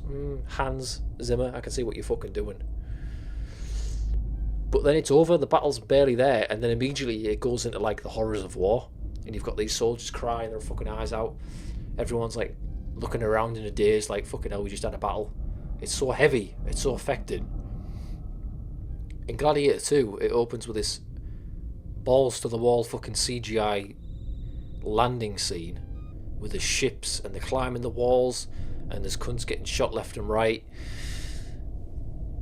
it lacked all intimacy. I was like, I don't care about any of these characters. We're immediately introduced to the wife of Lucian. Is he called Lucian? Yeah, Lucian. And it's like, right, she's going to get killed. There's no two ways about it. She's going to be dead within the next 10 minutes. Sure enough, she is. And I didn't care. It had no effect on me. I was like, right, yeah, there she's dead. I wasn't along for the suffering of this hero. I didn't suffer like I did with Russell Crowe in the first film. Maximus and the relationship that he has with that family. And I dare say they're probably not even on screen as much as this lass is in the second film. But it feels so fucking heavy, and you fucking feel his emotions about losing his family. And he just wants to get back to his family. He's trying to get back to his family. And then obviously they die. And then he's trying to join them in the afterlife. That's what it was all about. But this second film, I was like, I don't care. I'm not along for the ride. I really liked when they went to, like, he was in limbo and he wakes up on that beach and he sees her get taken away by the boatman, and it's like they're going to fucking the Elysian fields. It's the Roman afterlife. That was fucking sick. And I'm glad they did that, because in the original Gladiator there is a bit of that weird supernatural stuff when he's like phasing in and out of life, and you see the Elysian, the big gate, which is one of my favourite shots in all of Ridley Scott's cinematography in films, is that shot of the gate. It's like a hovering shot where it moves towards and you see Russell Crowe's hand. It's like first person. Fucking amazing. So I was happy that they did a bit of weirdness. But I don't know, man, it was just Gladiator 2. I didn't like Lucian particularly. It just, none of it had the weight. None of it had the weight of the original film. I just didn't care. They kept dangling Maximus in, like, oh, Maximus is actually your dad, which, by the way, I don't like that. He had a son. Like, your name was in his list as well. It's like, well, he never fucking mentioned it in the fucking original film once. And I feel like that Maximus character in the original film, can you imagine him acting that way if he had a son that was still alive? Even if it was like he could never be with his son because it was like supposed to be this other geezer's husband, her husband's son, whatever. He couldn't ever be with his son. I feel like he would never have been rushing to get to the fucking afterlife if he had a fucking little son that was still alive. No chance. That character wouldn't do that. That's not the fucking Maximus that we know in that film. The other large issue is that, what is the original Gladiator about? It's about Maximus. It's about him wanting to get to his family. He's sick of Rome. He's sick of the fucking war. He wants to get back to his family. Then his family die. He's done with it. He wants to fucking get his vengeance on the fucking cunt that killed him, and then he wants to fucking join him. He wants to die. He wants to be gone. He's fucking done with it all. He's done with Rome. That's the story. It's intimate. It's about his battle. Gladiator 2 is about Rome. It's not about Lucian when you actually break it down. And I think they misunderstood that about the original film. Isn't about Rome. It's not about the future of Rome. Nobody cares about Rome. That's the backdrop. We've got Marcus Aurelius saying, I dreamed of Rome once and it was good and all this, and now it's gone a bit shit. Alright, that's the backdrop of Maximus' story, front and centre. This second film is so much about Rome. The amount of fucking conversations that people have in Gladiator 2 about, there was a dream of Rome once. I dreamed of Rome. One day, we might have a Rome to be worthy of, Marcus Aurelius' dream of Rome. And in that dream of Rome, people will be free.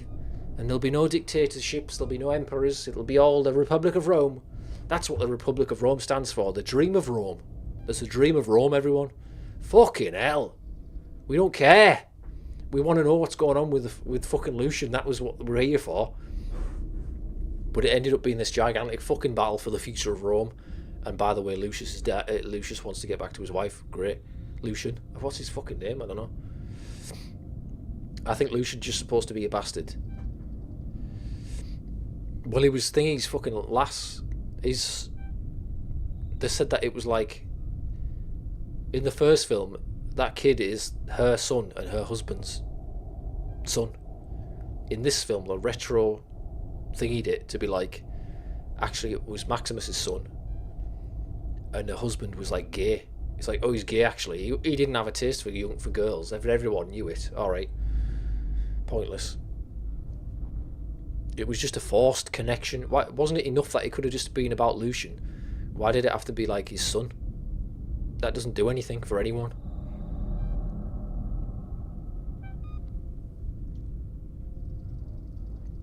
Hopefully Gladiator 2 Extended Cut will fix that. I mean, I'll watch it if there is going to be one.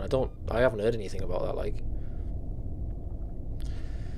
Nosferatu Extended Cut, yeah, that is a thing, but apparently it's only 3 minutes longer. And I've got a feeling it's going to be 3 more minutes of someone going, he's here, he's coming. Ugh. So there you go. Everyone around him wants to make him a part of Maximus, yeah.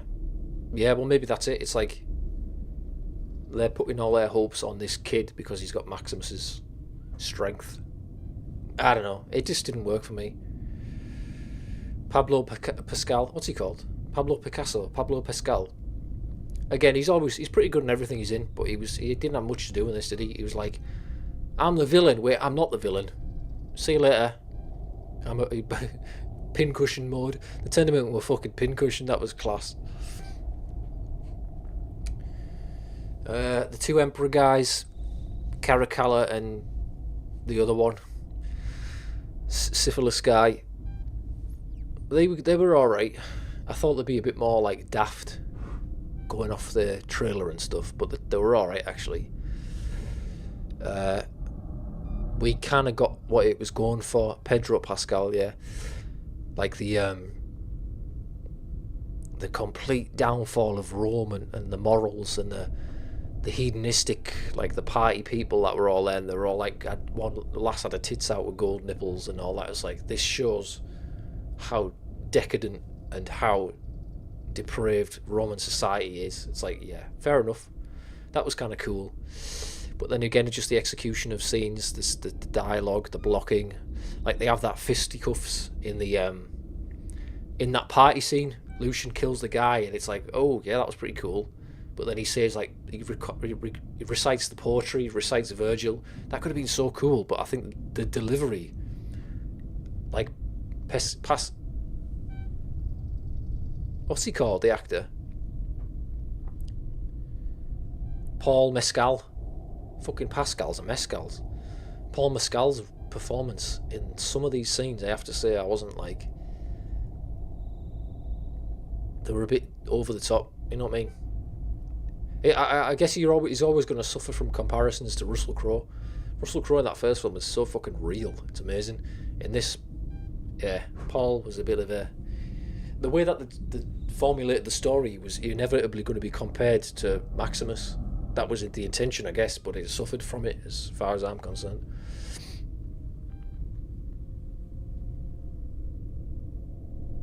Mads Mikkelsen in it. Yeah, Pedro could have had so much more to do, and he was just there. What else? Like, I enjoyed it, and there was the odd little moment here and there that stirred me a little bit.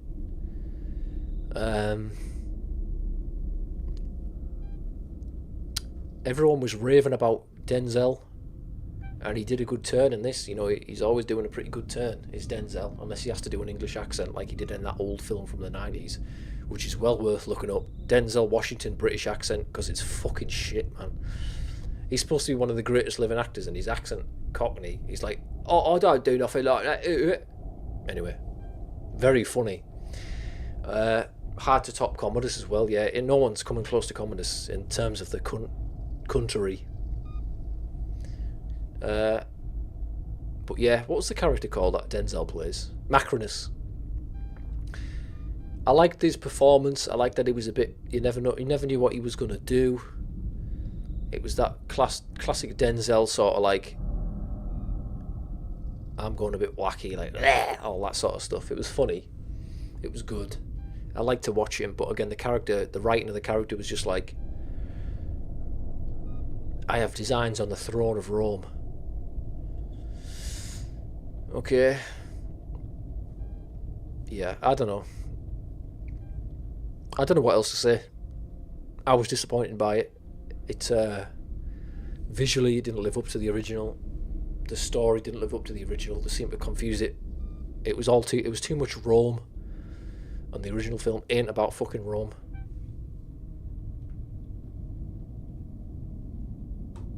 And the classic Gladiator song that they kept fucking teasing, and then they had to wait till the end credits for. It was like, fucking hell, man. I want to hear the fucking song. If they played the fucking Gladiator song a little bit more, they might have got me fucking my emotions going a bit more throughout the film. But nah, it was a lot of nothing, just building up to Gladiator 3. Oh fuck, is there going to be 3? Another one?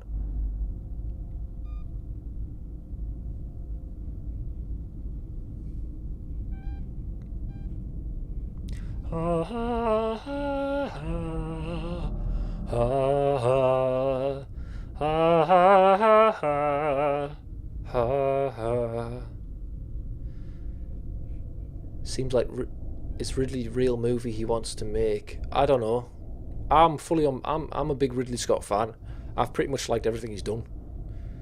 This is the first film where I felt like I was seeing it from the perspective that other people see his work from. I always hear people bashing Ridley Scott, saying like he's lost it, he can't make the film, he can't craft them like he used to anymore. And I was always like, well, there's still so much worth in his work, and the fact that he's doing it in such a short amount of time. This is the first film where I've gone, is it fucking right? He's lost it. You know what I mean? It breaks my heart. 4 fucking Gladiator films. Jesus. They fucking will end up meeting Jesus, the time period they're going to cover. That'd be kind of sick. So there you go, Gladiator 2. I've kind of written it off in my head canon. There's only one Gladiator film, you know what I mean? I can't, like, that fucking breaks my heart. Like, I can't imagine, excuse me, watching Gladiator 2 like again. Why would I?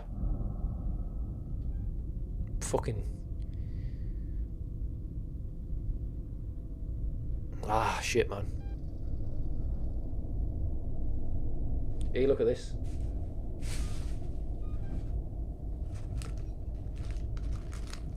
Put it over here. Do you know who that is?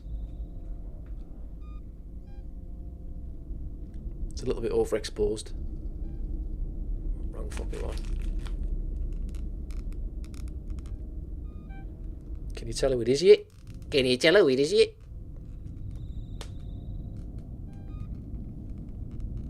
Any guesses? Did you see Napoleon? I still haven't seen Napoleon. I didn't want to see it in theatres because I knew that there was an extended cut coming, 4-hour cut of Napoleon that was on Apple TV. That is now out, as far as I can tell, and I was like, right, I'm going to watch it. And then I'm not subscribed to Apple TV, so I will get round to that though. But again, this has got me worried now because I don't know if I'm going to like it. It's Christopher Lee. The fucking nose on him. It's a life cast of Christopher Lee himself. The devil himself. Leave Sauron to me. Well, the quotes. Let's do some Christopher Lee quotes. I am Dracula, and welcome to my house. Can't really do Christopher Lee. I am Dracula, and welcome to my house. He says that. Way better than Gladiator 2. Oh well, maybe I like it. Other Christopher Lee quotes. We must join with him, Gandalf. We must join with Sauron. And then Gandalf is like, tell me, friend, when did Saruman the Wise abandon reason for madness?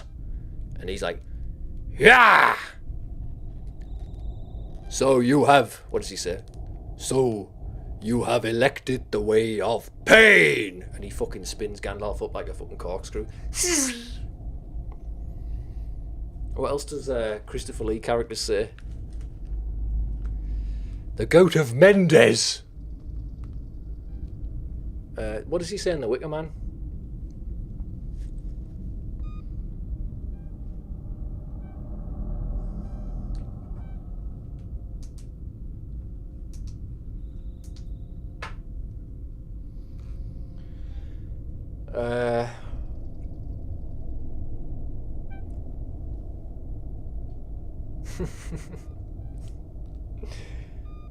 Fucking anyway, it's Christopher Lee's Lifecast, because I got it for Christmas, because up on the wall up here you can see Vincent Price. I've got Vincent Price and Peter Cushing, and I had to complete the trifecta of the Titans of Terror. There you go. So there's Peter Cushing, Van Helsing, there's Vincent Price, everyone else, and I'm going to have Christopher Lee. That's it. I don't need a single other one. I'm good. We've got Dracula and fucking Van Helsing. Fucking amazing, man. Look at it there. Oh, look at that texture on there.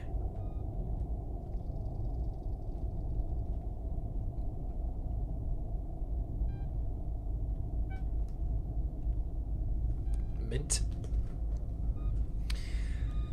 Christopher fucking Lee, Saruman the White.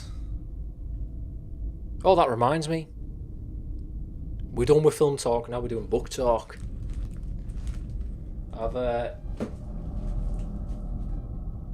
Back in January I started reading The Hobbit, and I completed it within like a week or so. It's fucking amazing, man. Check it out. The Hobbit, There and Back Again, A Hobbit's Tale by Bilbo Baggins. I got this really nice edition. So there you go. It's like shiny. It's got the fucking text on the side, and if you could read the runes, it actually says The Hobbit, There and Back Again. And then other stuff. A Hobbit's Tale by Bilbo Baggins.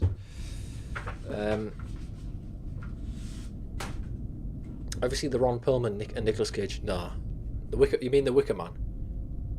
Nah, I didn't see it. Season of the Witch. Oh, I think I did see that years ago on telly. But I don't remember enjoying it particularly. But they were like knights, weren't they? Hunting witches. There you go. The Hobbit by Tolkien, and it comes with all the maps and shit. And this one has that cool effect where that one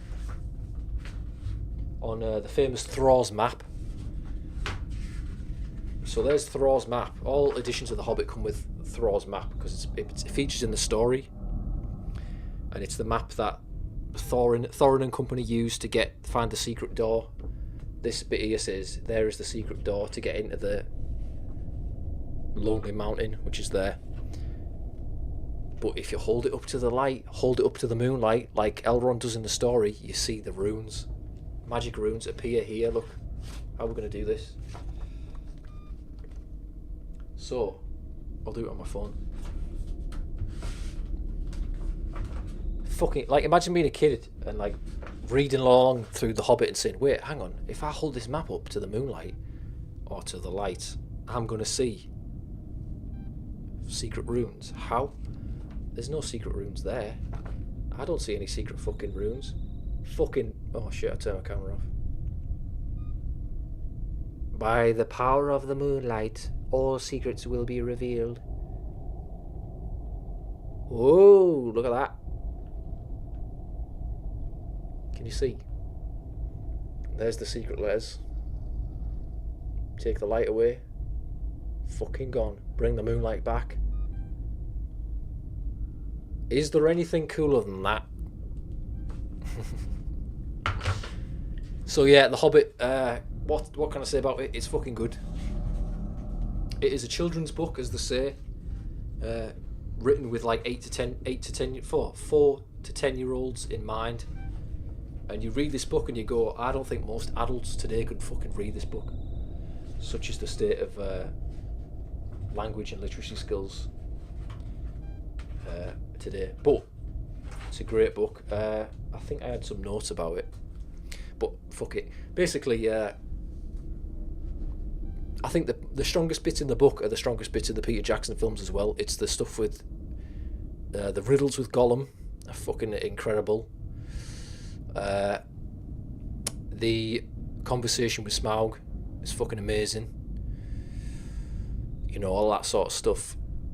I was really surprised by the descriptions of Mirkwood. Like, that stuff stayed with me. The way that Bilbo describes Mirkwood as being like devoid of all sound, of all life. When you close, like when you go to, like when it's darkness, it's pitch black, like you can't even see. Which that's something I remember from like living right out in the country. Like, as soon as the sun's gone down, there ain't no fucking like pollution, light pollution. It is pitch fucking black. But like walking through Mirkwood, this sort of diseased forest with the evil that used to be the Greenwood, it's corrupted by Sauron, the necromancer. Like, I found myself walking my fucking dog on my usual route through the woods and like looking around going, like thinking about the language that he was using to describe the trees. And it's like, we think of forests as being such beautiful places, but to a lot of people back in the day, medieval period, etc., they were the places you didn't want to go. That's where the outlaws were, you know what I mean? The dangers, the wolves, the beasts. And it was fucking like, yeah. Like, forests can be so fucking foreboding and scary and oppressive. And the way that it describes, like you say, there's a solid canopy of trees that no sunlight penetrates.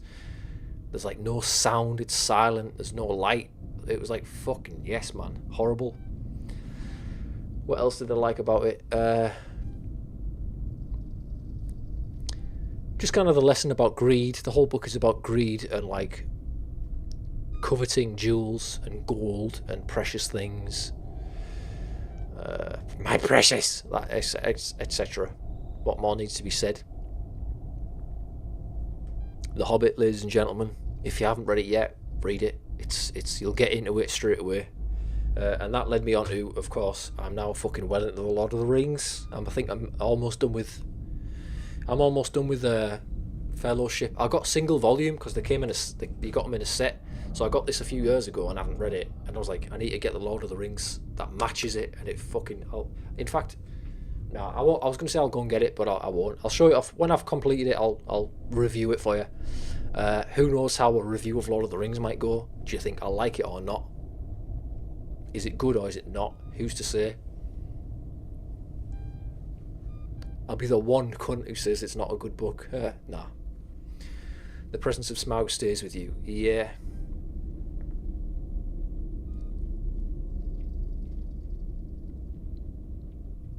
Yeah, it was just great. The conversations, the corridor that they used to get in, like the description of how it's like proper steep and narrow, and like Smaug can blast the glow, and that was like the fucking best, one of the best bits of the book as well. When it's like, oh, I wish I could find it, but it'd probably take me ages. But Bilbo, they get to the mountain, they've opened the secret door, Bilbo has to go in and see if there's a fucking dragon there or not. And there's a glow, there's a rumble coming from the end of this massive, deep, steep tunnel. He's up here, he's working his way down. There's the heat starts hitting him, he's like, there's a fucking dragon in this room. And he stops before the threshold of the room, and he's about to go in, and Tolkien writes like, although Bilbo didn't know it, this was the most important moment of his entire adventure. And I need to find it. Sorry, I need to find it. I can't paraphrase Tolkien, but it was so like good. Right, let's find it. Insider information. Where is it? On the doorstep. Chapter. No. Let's have a look. It's worth me reciting it to you because it was really good.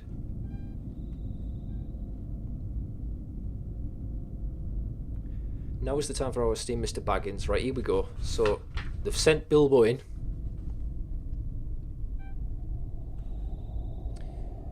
Good luck, they said. Right, here he goes. He's working his way down.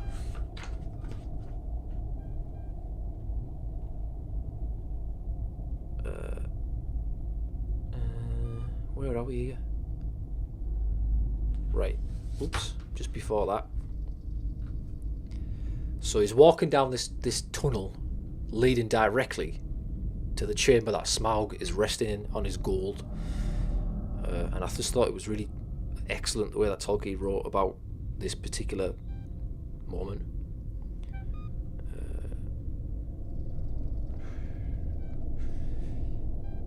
As he went forward, it grew and grew till there was no doubt about it. A red light, steadily getting redder and redder, and it was now undoubtedly hot in the tunnel. Wisps of vapour floated up and past him, and he began to sweat. It's getting hot. There's a fucking fire down there, dragon. This grew with the unmistakable gurgling noise of some vast animal snoring in its sleep down there in the red glow in front of him. And then this is the bit. Well, the music cut out as well. That's pretty epic. Pretty fucking cool. It was at this point that Bilbo stopped. Going on from there was the bravest thing he ever did. The tremendous things that happened afterwards were as nothing compared to it. He fought the real battle in the tunnel alone before he ever saw the vast danger that lay in wait. So he does decide to go on. But it's that fucking thing that affects us all. The first fucking step is the hardest.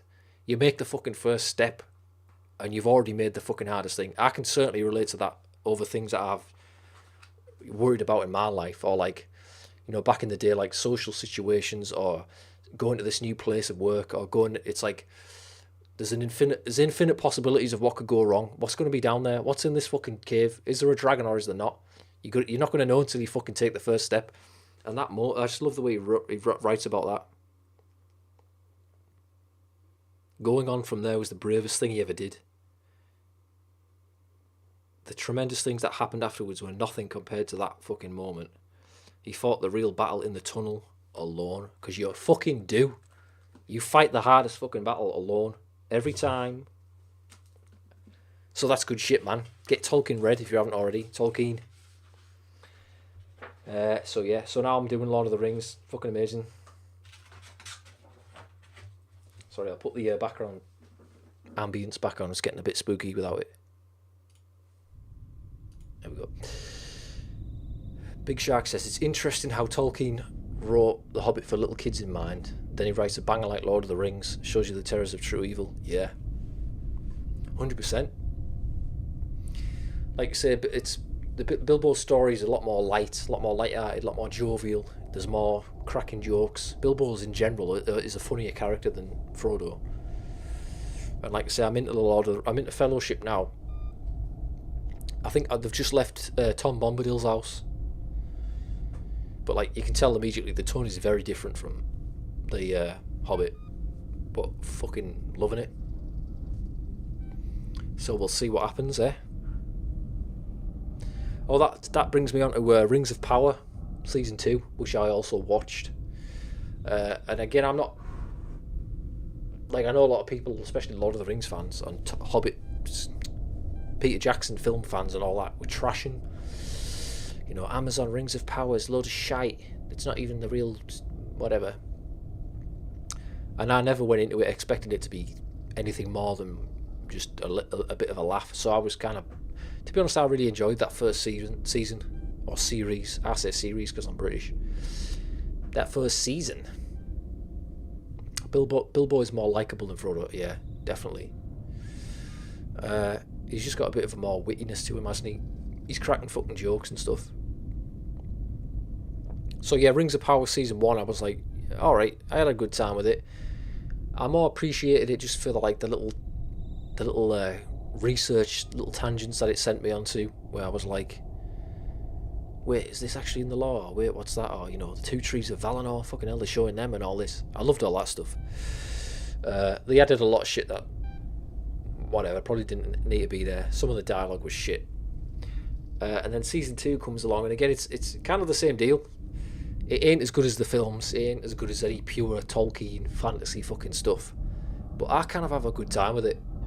I liked it, man. I like seeing the Region getting destroyed and making the rings, and the fucking evil bastard of Sauron as Anatar fucking putting the spells on him and totally trapping his mind. That was kind of... I enjoyed it, me. I thought the big fucking battle at the end was good. Before I saw it, people were making like, oh, it's gone fucking woke. I mean, they were saying that anyway about the original.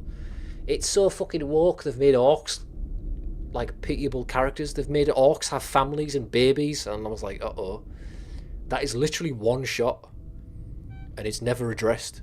You see the orc geezer talking to Adar, whatever he's called, and then there's his wife in the background holding the baby. That's literally it. It's never mentioned. It's never brought up again. It's purely there just to go. It's not even relevant. This orc geezer betrays Adar and kills him. Spoiler alert. And all throughout, you have to like seed distrust in this orc of Adar. Like, oh, he's killing too many orcs. He doesn't really care about orc kind. I'm going to kill him. That's all that he needed to do. And I guess this having him have a family was an attempt at sort of humanising him a bit, whatever. But it's not even relevant. Like, they're just there in the background for like one shot.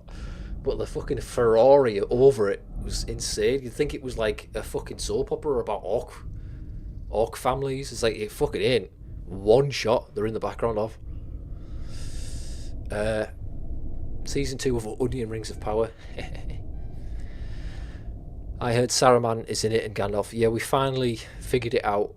Well, not figured it out because it was pretty obvious from season 1 that the meteor man is Gandalf. No, I've got another name. Gandalf. I'll call myself Gandalf. Yeah, mate, we were way ahead of you. And Saruman was in it, yeah. Again, there's no confirmation that it is Saruman. But it is Saruman, because he calls Gandalf old friend, which that's fucking Saruman. Like I said, there's a lot that I kind of... There's shite about it. But it is what it is. I have fun with it.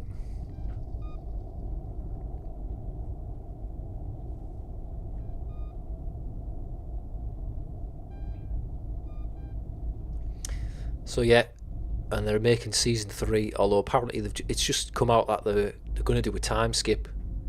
So it's not going to continue from season 2, it's going to be like a huge jump of several years, right into the middle of the war with Sauron and the elves. I just want to I want to see what they do with the breaking of the world, or whatever it's called.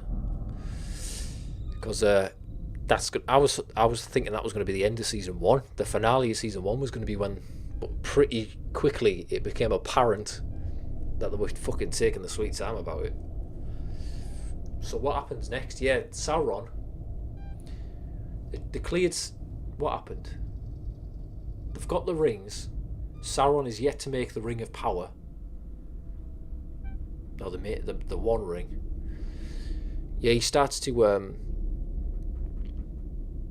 what's the cunt called from... Numenor?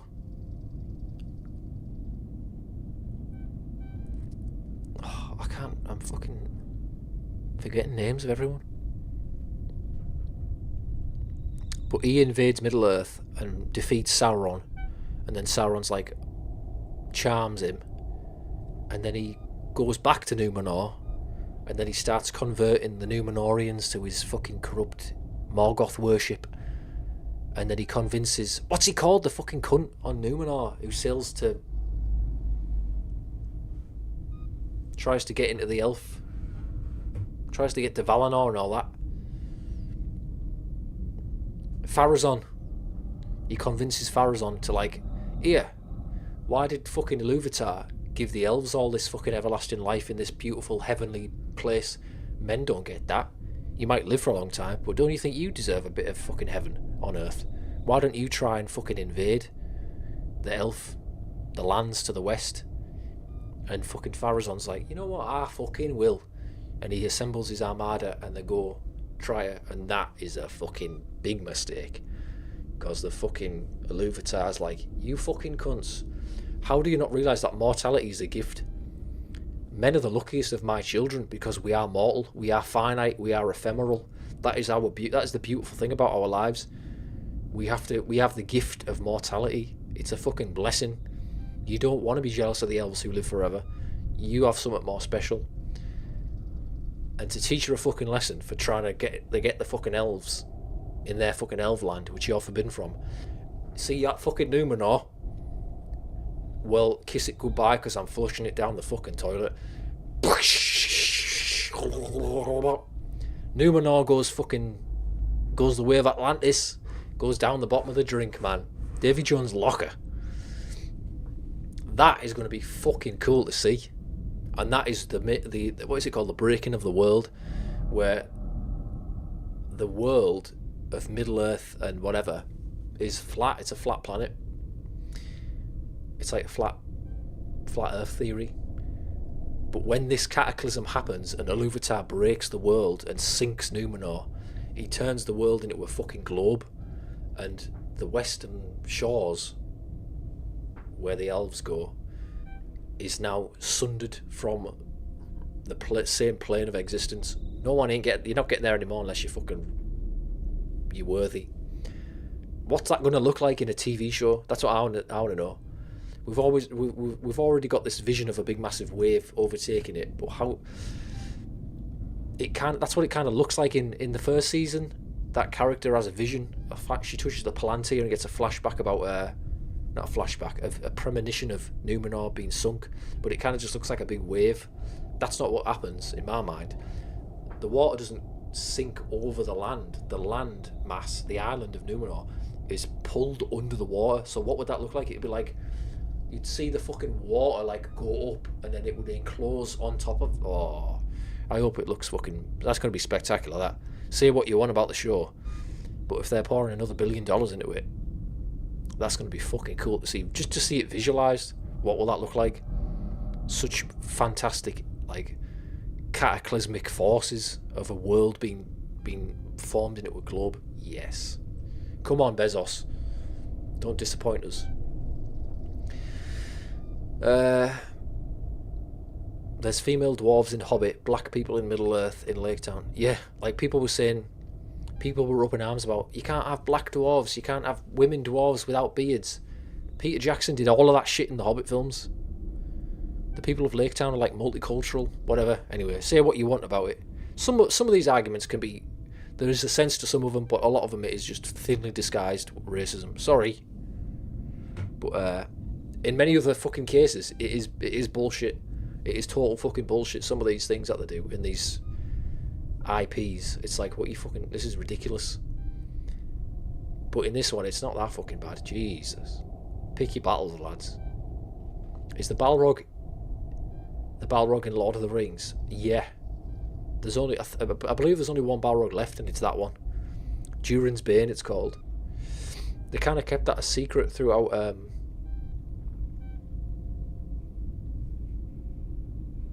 the first season. We didn't quite know where they were. This dwarven city of Khazad-dûm. Obviously, if you pay attention, you know it's Moria, and you know what happened to Moria. They dug too deep. They awoke the Balrog. So yeah, that is the Balrog from the first. The Balrog that Gandalf kills is that one. Pretty cool, isn't it? As far as I know, that is the only Balrog that is left alive. A Balrog of Morgoth. Saw people complaining about it. About the Balrog. I thought it was fine.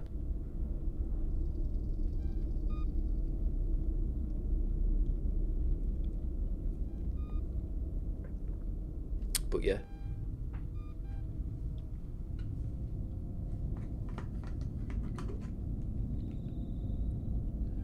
Right, I think that's it. I've exhausted all topics.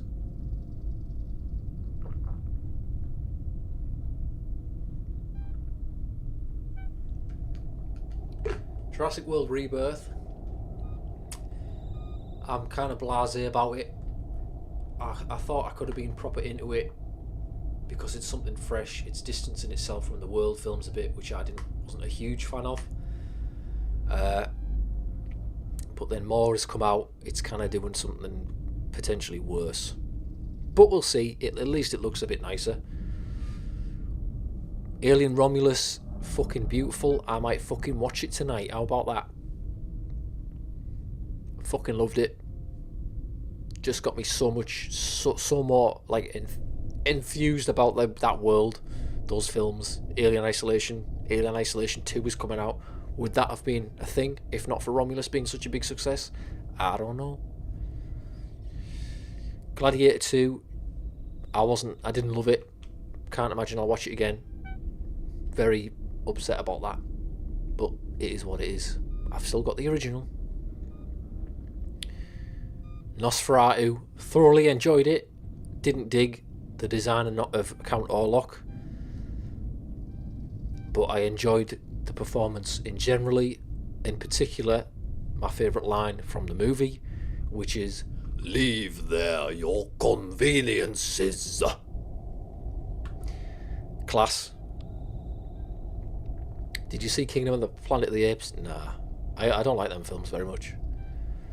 People were saying it was like the greatest film trilogy made since Lord of the Rings, so I watched all three and I was like, I mean, they're alright.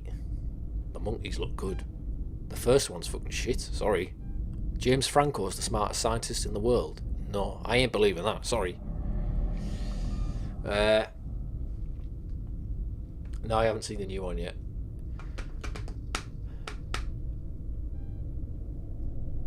Yeah, talked about The Hobbit. Showed off Christopher Lee. You have elected the way of pain. That's about it, innit?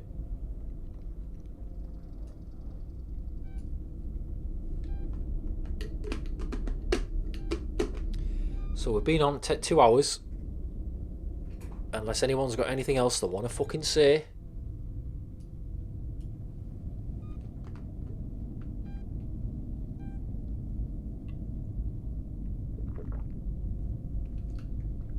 Speak now or forever hold your peace. You thought the new film was ass, uh-oh. Well then I certainly ain't gonna like it. The only thing I fucking remember about it is I think it was the second Planet of the Apes one or the third. And there's that little fucking monkey. That little fucking chimpanzee in the coat. I wanted to kill that fucking thing. I hated that fucking thing. I had people online saying how cute and adorable it was. And, oh my god, it broke my heart. It's so adorable and funny. I wanted to murder that monkey, that damn dirty ape. It was awful the way it talked and moved. Why would...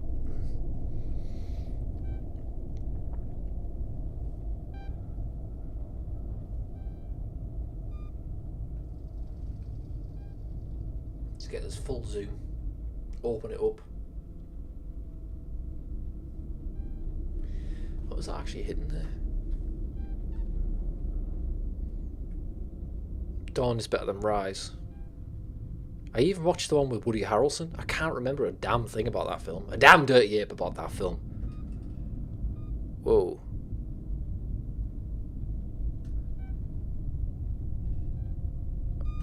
Oh fuck, look who it is. Can you see who that is? When I zoom it out. What about night vision mode? Speak of the devil. Fucking Nosferatu himself, look. Oh, it won't... Oh, it won't focus. There's Nosferatu on the shelf, look. Next to a skull. Hairless chimp. Bad ape. I don't know. I can't remember what it's called.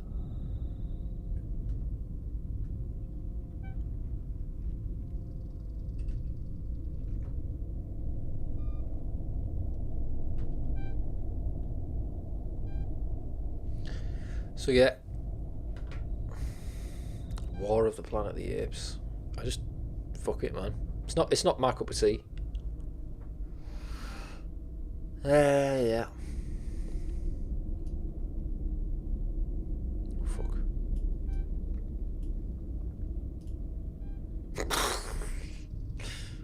Just a revenge story. Right, are we done then? Oh.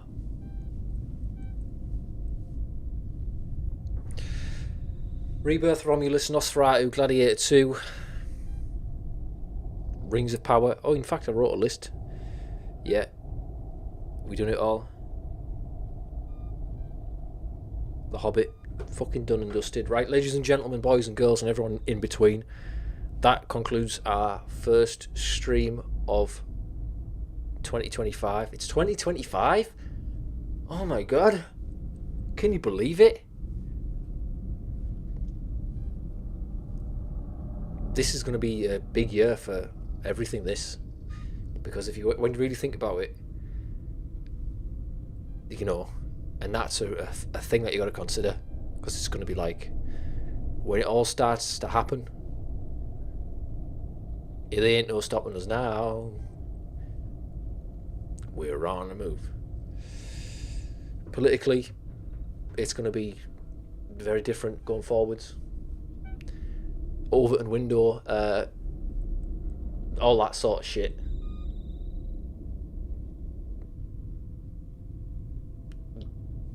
Europe. And don't get me started on, you know who I'm talking about. You know who I'm talking about. I don't even have to say the name. Am I right? Nah, I'm just fucking about. I'm not thinking about anyone.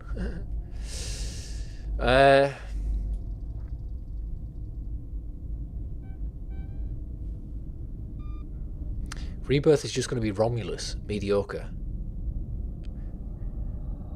Well, I mean, I love Romulus, so if Rebirth is just going to be Romulus, then fucking sign me up, because I loved it. But it won't be. I'm not going to like Rebirth. I can just tell. I will go in with an open mind. Oh, there's a thing. Alien Earth. We forgot to talk about Alien Earth. Right, addendum, postscript. We've had a couple of teasers for Alien Earth. Now, when I first heard about the concept of Alien Earth, I thought, shite. When I first saw the leaks about Alien Earth, because there are plenty of leaks out there, I thought, fucking unbelievably shite. This is going to be terrible. And then I saw the teasers. The first one where we saw the Earth, and then it turned up and it was a fucking alien xenomorph head, which was a very badly designed xenomorph because its lip was like 10 inches below where the dome starts, which that's not what, no xenomorph has ever looked like that, so they fucked that up straight away. Great start. And then the second teaser where it was like a weird point of view of something escaping a lab on a ship and flying through a fucking tunnel. And then if you go through it frame by frame, that ain't a fucking xenomorph, it's a big bulky fucking wasp. It's got a wasp thorax with fucking 6 legs and no face, so get ready for that. I ain't got high hopes for Alien Earth. So there you go. Shite. It's going to be shite, that's what I think. Alright everybody, Big Shark, thank you for hanging out. Appreciate your questions and your input.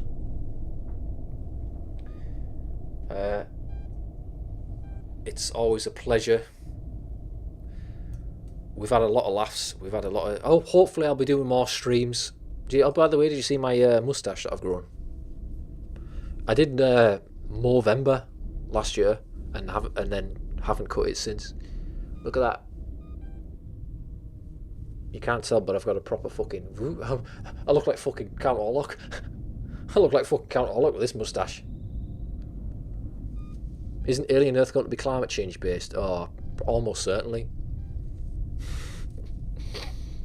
We've only got one Earth and we can't let aliens wreck it. It's going to be all loosely based, loosely disguised allegory. So yeah, once again, thanks everybody. I'm going to end it here. Thanks Big Shark. I always say I'll try to do more streams to keep them more regular, but that never fucking happens.